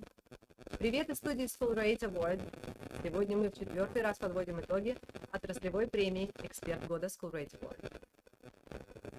Сначала я хотела рассказать вам о SchoolRate, толкнуть статусный спич, но я передумала. Я сразу к сути. Сегодня, когда 80% образования было вынуждено сместиться в плоскость ограниченного по своей сути онлайн-обучения, люди растерялись. Есть у меня немножечко картинок для вас. Почему урок английского онлайн у одного преподавателя стоит 300 рублей, а у другого 3000 рублей? Какая разница между занятиями по Zoom или Skype и уроками на платформе? Как теперь понять, где смогут вложить навык и знания, а где просто классная упаковка и выкачивание денег? Как сделать выбор, если больше нет атмосферы, нет расстояния, нет комфорта, нет соседа в группе, с которым ходишь пить кофе после урока? У тебя есть хорошие преподы по английскому? Дай контакты. Вот так звучит запрос от моих знакомых и от пользователей SchoolRate. Не спрашивают, посоветуй современный тренажер или крутую платформу для обучения. Знаете, подсознательно человек понимает, что повлиять, замотивировать и вложить, привести может только человек. Мы влияем друг на друга. Не цифра, не предметы. Это хорошие инструменты, но в умелых руках. Следующий слайдик у меня сейчас. Вот такой. Итак, по идее, учащиеся и преподаватели – это партнеры, идущие к одной цели. Самое крутое вознаграждение для преподавателя – это результат его ученика. Преподаватели ночами выдумывают, чем удивить, чем триггернуть на новые свершения, чего вкусненького дать в следующий раз, чтобы такой навык отработать. Это творчество. И если так происходит, учащийся всегда это чувствует. И проходит свой долгий путь на этой, знаете, подзарядке. И тут следующий слайд. Из-за системы, из-за пандемии случился скрытый конфликт между этими партнерами. Обучение онлайн стало новой реальностью, а сниженные доходы и расходы новым условием выбора. Что получилось? Учащиеся или родители говорят: качество онлайн-урока сильно ниже очных занятий, и вообще вы, преподаватели, дома сидите. Почему мы должны платить вам столько же? Онлайн-урок давайте в полцены. логично в целом. Что говорит преподаватель хороший, который старается? Да я теперь к уроку не 30 минут готовлюсь, а 2 часа. Для нормального онлайн-урока нужно подготовить материалы в презентации. Никакая платформа, как и учебник, не универсальная. Все равно приходится собирать материал под каждый урок, под каждого учащегося. Только теперь все в PowerPoint или Keynote. Наглядно, красиво, с анимацией. Экран маленький, а информации нужно дать много. Теперь после занятия преподаватель энергетически высосан еще больше, чем раньше, потому что раньше было больше обмена силами в общем пространстве, а онлайн-тренер отдает усерднее, направленнее, потому что еще сложнее удерживать внимание аудитории, особенно детей. И преподаватель со своей стороны спрашивает: почему вы считаете, что мое время и силы теперь стоят в 2 раза меньше, если я трачу в 2 раза больше? На фоне этого предприимчивые продуктологи, бизнесмены, ориентированные на прибыли и доходы, которым на образование в принципе плевать, начали создавать псевдообразовательные проекты, привлекать на место преподавателя неквалифицированную рабочую силу, пользуясь тем, что понятие «лицензия на цифровую образовательную деятельность» не существует. Все требования по лицензии у нас к офлайн относятся. И народ поверил, что хорошие занятия могут стоить 200 рублей, 300 рублей. К хорошему учителю, конечно, обычно очередь, независимо от цены. Но не каждый учитель умеет назвать свою цену из скромности. Не каждый родитель умеет распознать шарлатана, который готов взять хоть сколько-нибудь, хоть и не понимает, что делает. Как бы помирить партнеров? Как бы нам с вами принять, что творческая и социально ответственная профессия – это уровень, это планка, а снижение планки – это потерянные возможности и перспективы жизни нас и наших детей, потерянная вера в себя из-за отсутствия результатов. Как найти сбалансированное решение между реальными доходами людей и заслуженным уровнем жизни социально ответственных и сложных профессий? Целью эксперимента прямых эфиров SchoolRate Award в этом году было показать, как могут выглядеть разные уроки разных курсов в онлайне, какие цифровые инструменты используют на уроках, показать разных преподавателей, ведь теперь еще больше зависит именно от умения тренера держать аудиторию. Все это для того, чтобы вы смогли разобраться, как и с кем вам действительно захочется учить английский язык или другие иностранные языки, совершенствоваться и общаться. Напомню, что площадка SchoolRate – это независимый рейтинг языковых курсов номер 1, крупнейший агрегатор в России. Единственный рейтинг, который строится на основании объективных параметров, не отзывы и не коммерческая основа распределения мест. Это единственный рейтинг. Нет, это я уже сказала. Прошу прощения. SchoolRate – это 9 лет анализа и структурирования отраслевых данных. Это 800 языковых курсов из 22 городов России. Это 350 тысяч пользователей в год, которые выбирают языковые курсы на нашем портале. Это 5 лингвистов профессионального консультационного центра, которые подбирают курсы по вашим параметрам бесплатно. На протяжении 2 дней мы с вами выбирали лучшие языковые школы из Москвы и Санкт-Петербурга.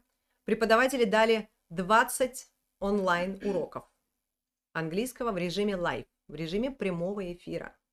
Это 6 часов чистого времени практического английского онлайн. Ни один агрегатор не делал такого. Dear teachers, coaches, these have been 2 great days. Thank you for your streams. Thank you for your input. I'm sure our website audience found it useful and practical. You've done a great job. Через несколько минут мы узнаем, кого из номинантов в 10 номинациях в 2020 году выбрало интернет-сообщество и жюри. Об этом я уже рассказала. Теперь есть немного информации о том, как проходило голосование. Еще раз решили заострить внимание на этом пункте. Итак, целый месяц на сайте SchoolRate шло голосование за лучшие языковые курсы, а во время эфиров этих 2 дней к голосам интернет-сообщества добавились голоса жюри и представителей курсов 10 городов России. Также голоса 5 экспертов от нашего официального спонсора, гаранта качества обучения английскому Cambridge Assessment English. Под капотом сайта это все очень сложный механизм. Это 2 недели работы программистов компании «Сетевые решения». Большое вам спасибо за это. Итак, победители определились путем сложения голосов интернет-голосования. Первая часть. Вторая часть – это голоса от региональных школ. 1 голос приравнивался к 50 голосам интернет-пользователей, и общий удельный вес получился сколько? 50 умножено, 500 голосов получается, да. И голоса Cambridge Assessment English. 1 голос методиста Cambridge добавил школе 100 голосов. Опять-таки, удельный вес Cambridge Assessment English жюри – это еще 500 голосов. 2020 год бросил вызов всем. Да, бизнес во всех странах оказался в беспрецедентной реальности. Бизнес, в котором работают люди, которым управляют люди, мы с вами. Человек несовершенен. Наша психика инертна. Осознание обновляемой реальности запаздывает. И чем старше человек, тем сложнее ему принимать трансформации, отвечать на них релевантными действиями. Проще говоря, мы не слабо тормозим. Мысленно живем еще в прошлом мире, хотя новый мир уже наступил. Те преподаватели, те школы, которые в 2020 году удержали штурвал своего корабля, кто не потерял основу своей деятельности, через образование не только зарабатывать деньги, но и нести людям свет и пользу. Вы молодцы. Вы выстояли. Те, кто решился выдвинуть своих преподавателей в прямые эфиры SchoolRate, вы смелые экспериментаторы. И вам не страшны перемены. Они вас укрепляют. Преподаватели, которые в стрессе продолжали делать свое дело хорошо, вы основа, фундамент, вы ценность. Теперь я приглашаю в эту студию Анастасию, точнее, она уже рядом со мной. Наш эфирный режиссер Михаил поможет нам и покажет нас вдвоем. Мы назовем тех, кто получит награду SchoolRate Award по итогам выбора пользователей и жюри в 2020 году. Вот такую награду у нас. Так. Я могу, да, переключить сейчас презентацию? Анастасия, как вам вообще эти 2 дня? Они были очень мотивирующими и, наверное, нервными для обеих сторон. Как для организаторов. Мы попытались сделать это все максимально профессионально, компактно и с пользой для нашей аудитории. Надо запустить. И нервно для преподавателей, конечно, потому что для многих это был первый в жизни опыт вообще общения на камеру без аудитории, без учащихся. Поверьте, это очень сложно. Итак, мы готовы объявить победителей этого Да, года. что еще важно сказать? У нас была серьезная очень дилемма, потому что было подозрение накрутки. И мы вот 2 дня решали, резать голоса или не резать. Система нам все показывает, видим всплеск. И видим от номинантов подтверждение, что делали рассылки, делали даже директ-рекламу. Вроде как директ не запрещенный прием, но кусок голосов мы все-таки срезали. Мы взвесили все и решили, что было 2 пика в моменте. Вот в моменте. Не размазанный в течение дня, а именно пик в моменте. И это часть голосов. Она мало что сильно изменила в результате, но нам так показалось правильно по совести. И еще важный момент. В этом году не все будут победителями, будут и те, кто останется просто в истории этого проекта, этого года. Все прозрачно, все выведено у нас было в онлайне, поэтому как голосовало жюри, так и получилось. Ну что ж, приступим. Сначала особая номинация. У нас особая номинация. Мы вчера приняли решение, что у нас есть... Рано. Немножко. Мы решили, что есть, что вообще преподаватели, которые выступали, они, конечно, молодцы, потому что так столько нервов потрачено было, и мы видели, как все переживали.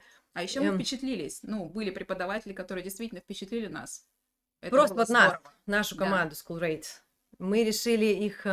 Приятно впечатлили. Приятно впечатлили. Да. Мы это решили их важно. отдельно отметить, выделить, и это такой приз симпатии SchoolRate. У нас, честно говоря, нет на него какой-то специальной вот статуэточки, награды, но мы специально для этого сделаем дизайн отдельно, вот конкретно вот этого вот приз зрительских симпатий, точнее наших симпатий. Кто же это? Нас очаровала и регионы, очаровала совершенно Милена из Queen's English.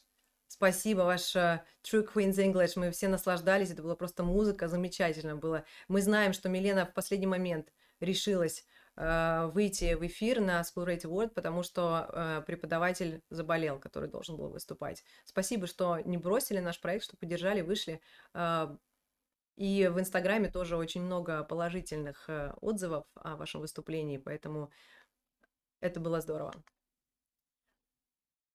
Также мы хотим отметить Алену... С маленькой буквы написала, простите, уже так в суете. Алену Паскаль из Yes Center. У Алены случился небольшой технический сбой, когда в эфир пошел трек, аудиотрек, но Алена не слышала этот аудиотрек и не могла сопровождать музыку. И она очень классно среагировала, просто сказала, я спою сама, без музыки. Это то, что и должен делать преподаватель, быть готовым среагировать в любой ситуации. Очень светлое, живое выступление было, нам понравилось, Ален.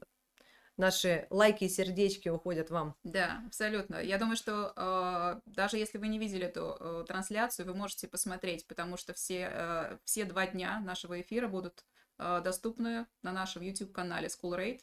Вот, можно будет увидеть и еще раз оценить, как все это было. И еще девушки, которые очень очаровали наших коллег.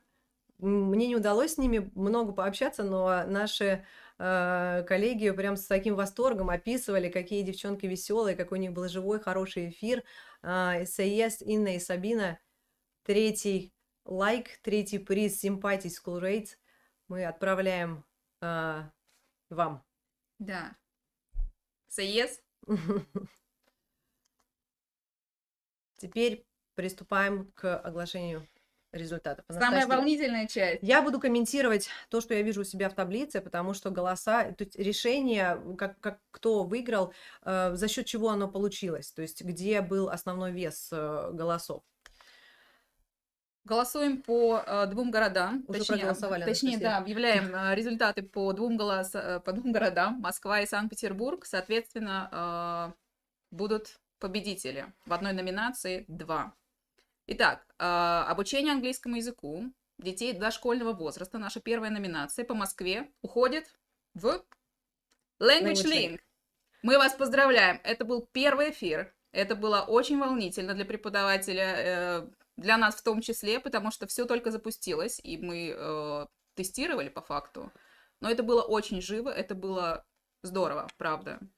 Хороший эфир, здесь не было даже никакого вопроса, потому что и жюри полностью, все 3 части голосов, все были за Language Link, и голоса онлайн, и Кембридж, и региональные школы в составе 10 школ, это много, большинство проголосовали за Language Link. У нас поехали шрифты, потому что у меня был Keynote, здесь PowerPoint, ну, ничего.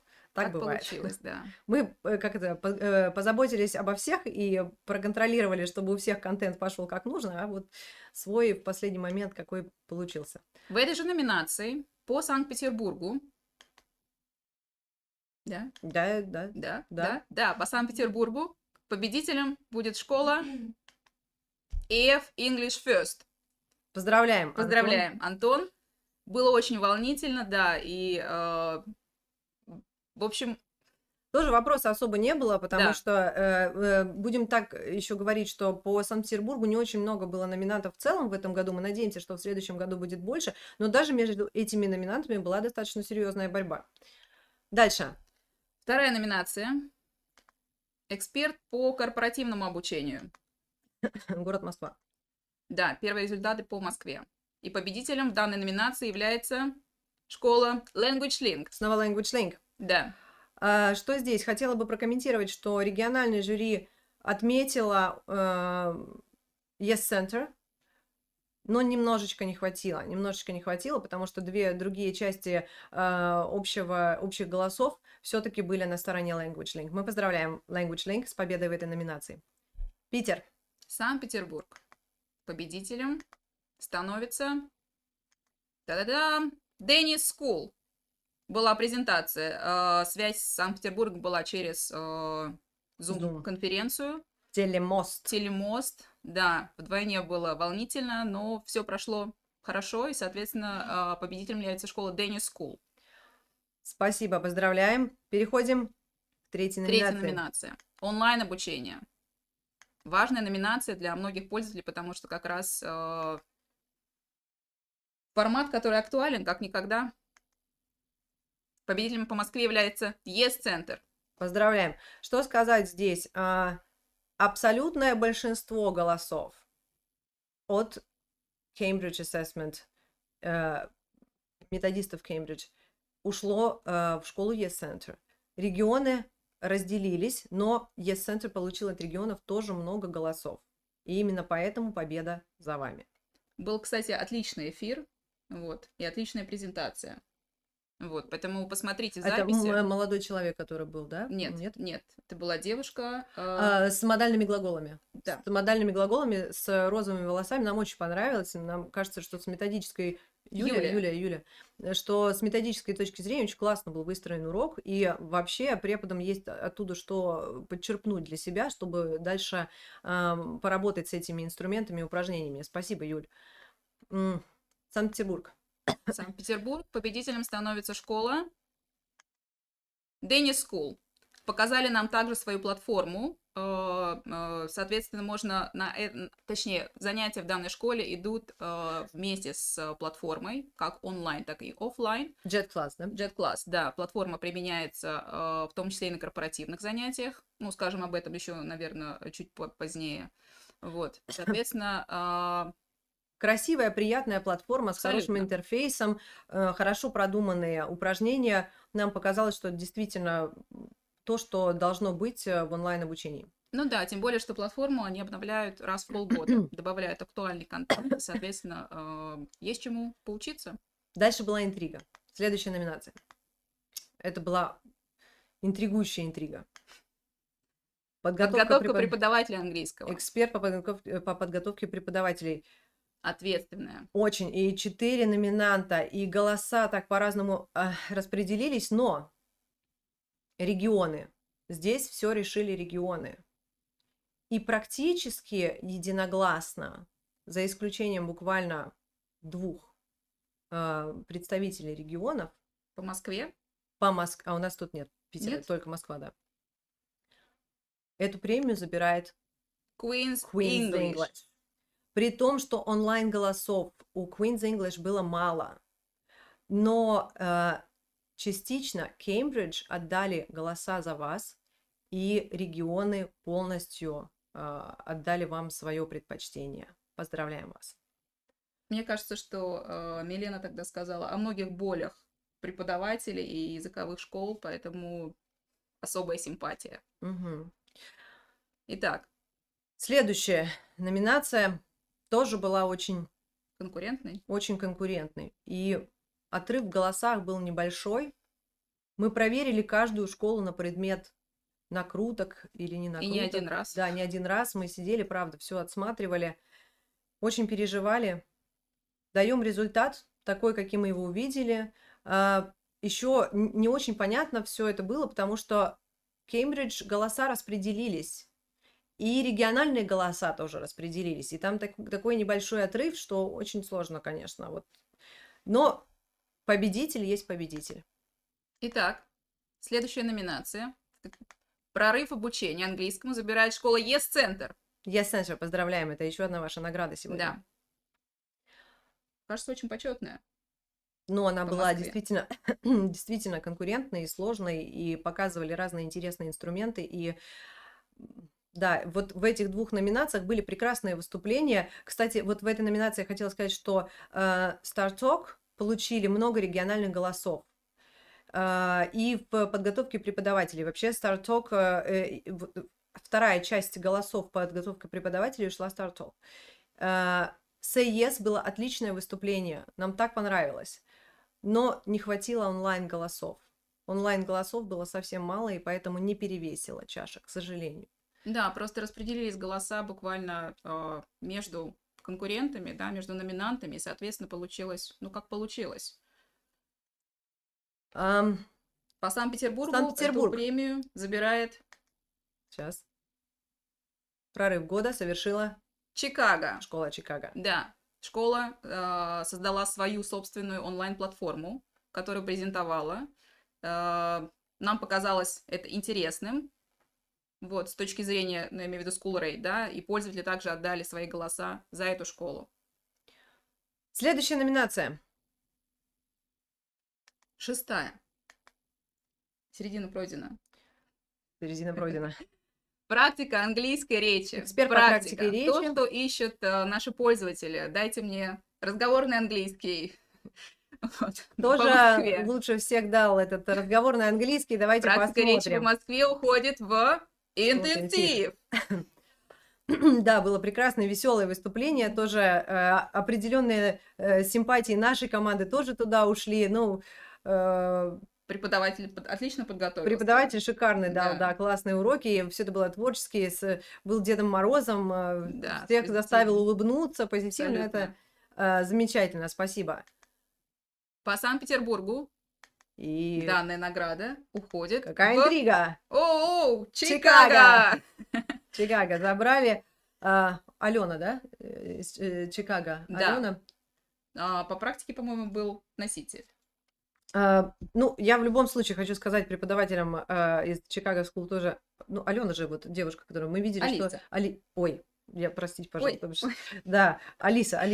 Алисе хотим тоже передать свой привет, потому что молодчина несколько эфиров провела с улыбкой, красиво. Видно было, что тоже есть там как это и подкашливание, и что-то мы все тут периодически болеем. Вы провели классные эфиры с улыбкой, очень достойно, красиво. Спасибо вам за хороший контент. Итак, следующая номинация. Методики года. По Москве. Данную номинацию забирает... Да, по методике года у нас стало меньше номинантов, чем было изначально, по разным причинам. И по Москве уходит приз в День School. День School. Поздравляем. Методика года это было как раз с телевизором, по-моему, сегодня, да? Да. Интерак- Это была сегодня первая номинация. Тач-экран интерактивный, очень здорово, нас вообще тоже очень впечатлило, потому что преподаватель ведет занятия, и он вот на этом тач-скрине, на большом экране показывает какие-то упражнения. Нам показалось это действительно так user-friendly, интересно, по-новому, поэтому здорово, заслуженная награда, мы считаем. Спасибо вам тоже за интересный кейс. По Санкт-Петербургу данная награда тоже обрела своего хозяина. Да. И это школа Чикаго. Чикаго. Интрига. Интрига однозначная. У Чикаго было много голосов онлайн. Ребят, мы убрали голоса пиковые в субботу, которые там случились, чуть-чуть было дело. Мы знаем, что был директ, мы знаем, что вы нам предоставили все доказательства, и даже то, что мы убрали, не особо ничего не изменило, потому что все равно у вас интернет-сообщество крутое, большое, Инстаграм, там 5000 подписчиков, заслуженная награда. Спасибо вам за участие. 8-я номинация. Обучение детей английскому. Школьный возраст. Очень конкурентная номинация. Конкурентная, это... ответственная. Знаете, какая разница в баллах? 2 балла разница, 2 голоса разница между победителем и вторым местом. По Москве данная номинация уходит... Нет, подожди, я Нет? скажу. Нет, Ой, я подожди, я скажу. Хочу сказать, кто же все-таки стал законодателем этого решения из голосующих. Регионы стали. Регионы. Здесь регионы отдали свои голоса за победителя и сделали его, собственно, победителем своими голосами.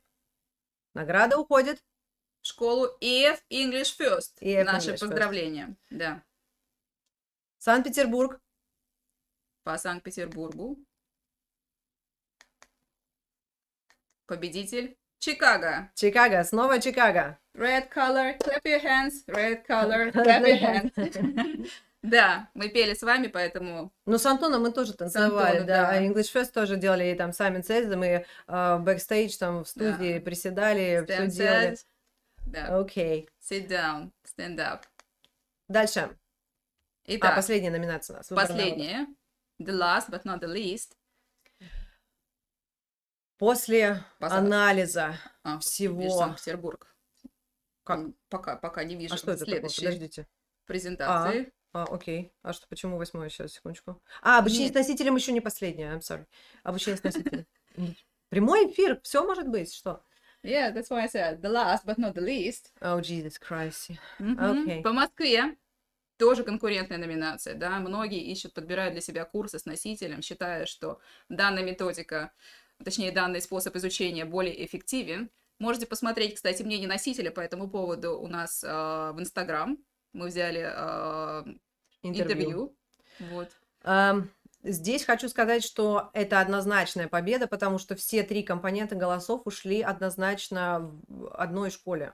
Да. Поэтому И здесь эта вопроса школа... не было никакого. Сразу же Language Link. Language Link. Мы вас поздравляем. Джон был очень харизматичен, согласитесь. Джон один из немногих преподавателей, который вышел и сказал, да, было весело, it was fun, Да. why not? Потому что в целом, конечно, переживали преподаватели. Джон, такое ощущение, что он всю жизнь ведет эти прямые эфиры, и дайте мне еще 8, пожалуйста. По Санкт-Петербургу победителем становится школа Чикаго. Поздравляем, был отличный эфир, поэтому... Идем дальше. 10-я номинация, да? Выбор народа. Выбор народа.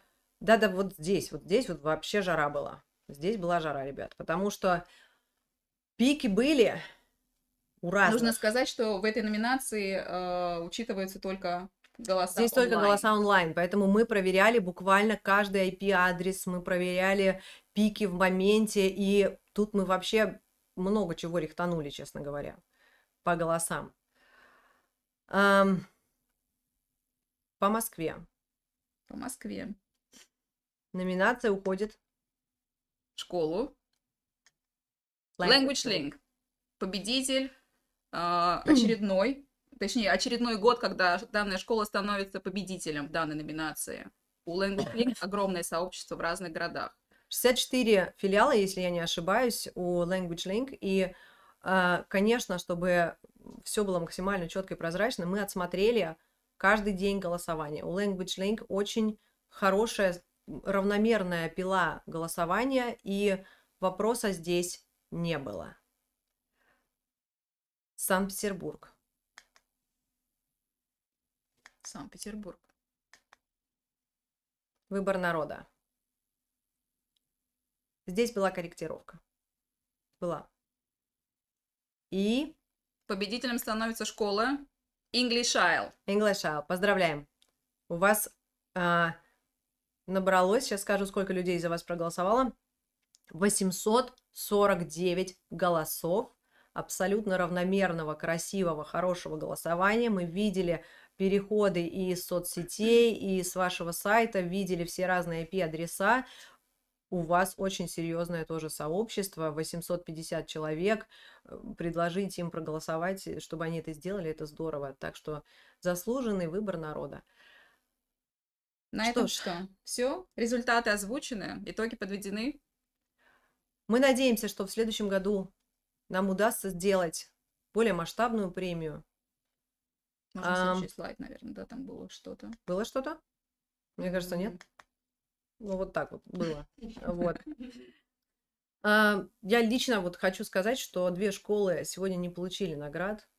Это 2 школы, которых я хорошо знаю.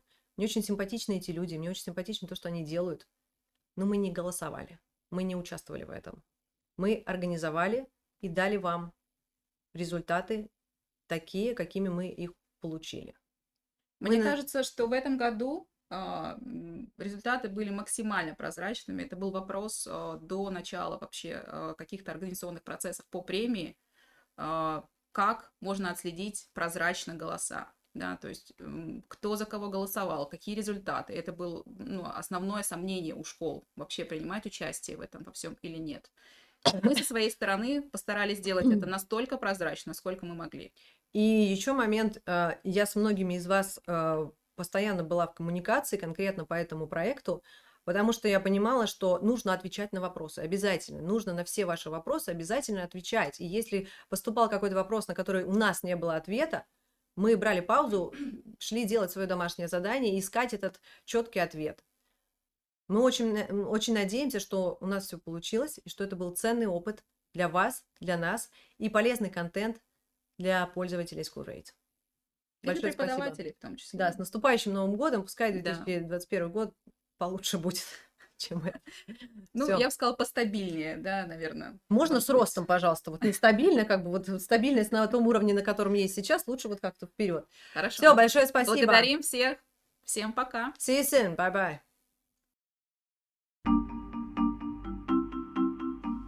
На вопрос «Как у тебя с английским?» обычно звучат ответы из разряда «Вроде бы понимаю, но говорить не могу», «Регулярно читаю и пишу, но общаться с кем-то лично на английском сложно», «У меня свободный английский, читаю и смотрю фильмы в оригинале», ну и так далее. Все это, конечно, дает общее представление об уровне владения английским, но навряд ли может считаться объективной оценкой. А именно объективная оценка языкового уровня порой бывает жизненно необходимой. Об этом знают претенденты на работу в крупных и динамично развивающихся компаниях, претенденты на зачисление в престижные, в том числе и зарубежные университеты, претенденты на участие в международных конкурсах и проектах. Многие из них, выбирая способ оценки своих достижений в области изучения языка, не раз задавались вопросом, что вызывает больше доверия – знания, подкрепленные дипломом об окончании очередных курсов английского языка, или сертификатом международного образца, выданного в подтверждение успешной сдачи экзамена. Конечно же, выбор был в пользу престижного международного сертификата. Именно с целью объективной оценки языкового уровня тех, для кого английский не является родным, и были разработаны международные кембриджские экзамены, которые ежегодно сдают порядка 5 миллионов человек по всему миру. Почему кембриджские экзамены по английскому языку, разработанные специалистами экзаменационного департамента Кембриджского университета, ежегодно сдают порядка 5 миллионов человек? Потому что эти люди хотят получить сертификат международного образца, который подтверждает их умение эффективно общаться на английском языке и признается как в России, так и за рубежом. Эти люди хотят получить объективную, полную и независимую оценку своих достижений в области изучения иностранного языка, на котором общается весь мир. Для кого-то наличие кембриджского сертификата – это обязательное условие для зачисления на программу обучения или получения высшего образования за рубежом. Кому-то сертификат нужен для того, чтобы сделать свое резюме конкурентоспособным на рынке труда или стать участником грантовой программы. А кто-то просто, начиная со школьной скамьи, работает над тем, чтобы его ученическое портфолио отражало последовательную и планомерную работу над повышением уровня владения английским.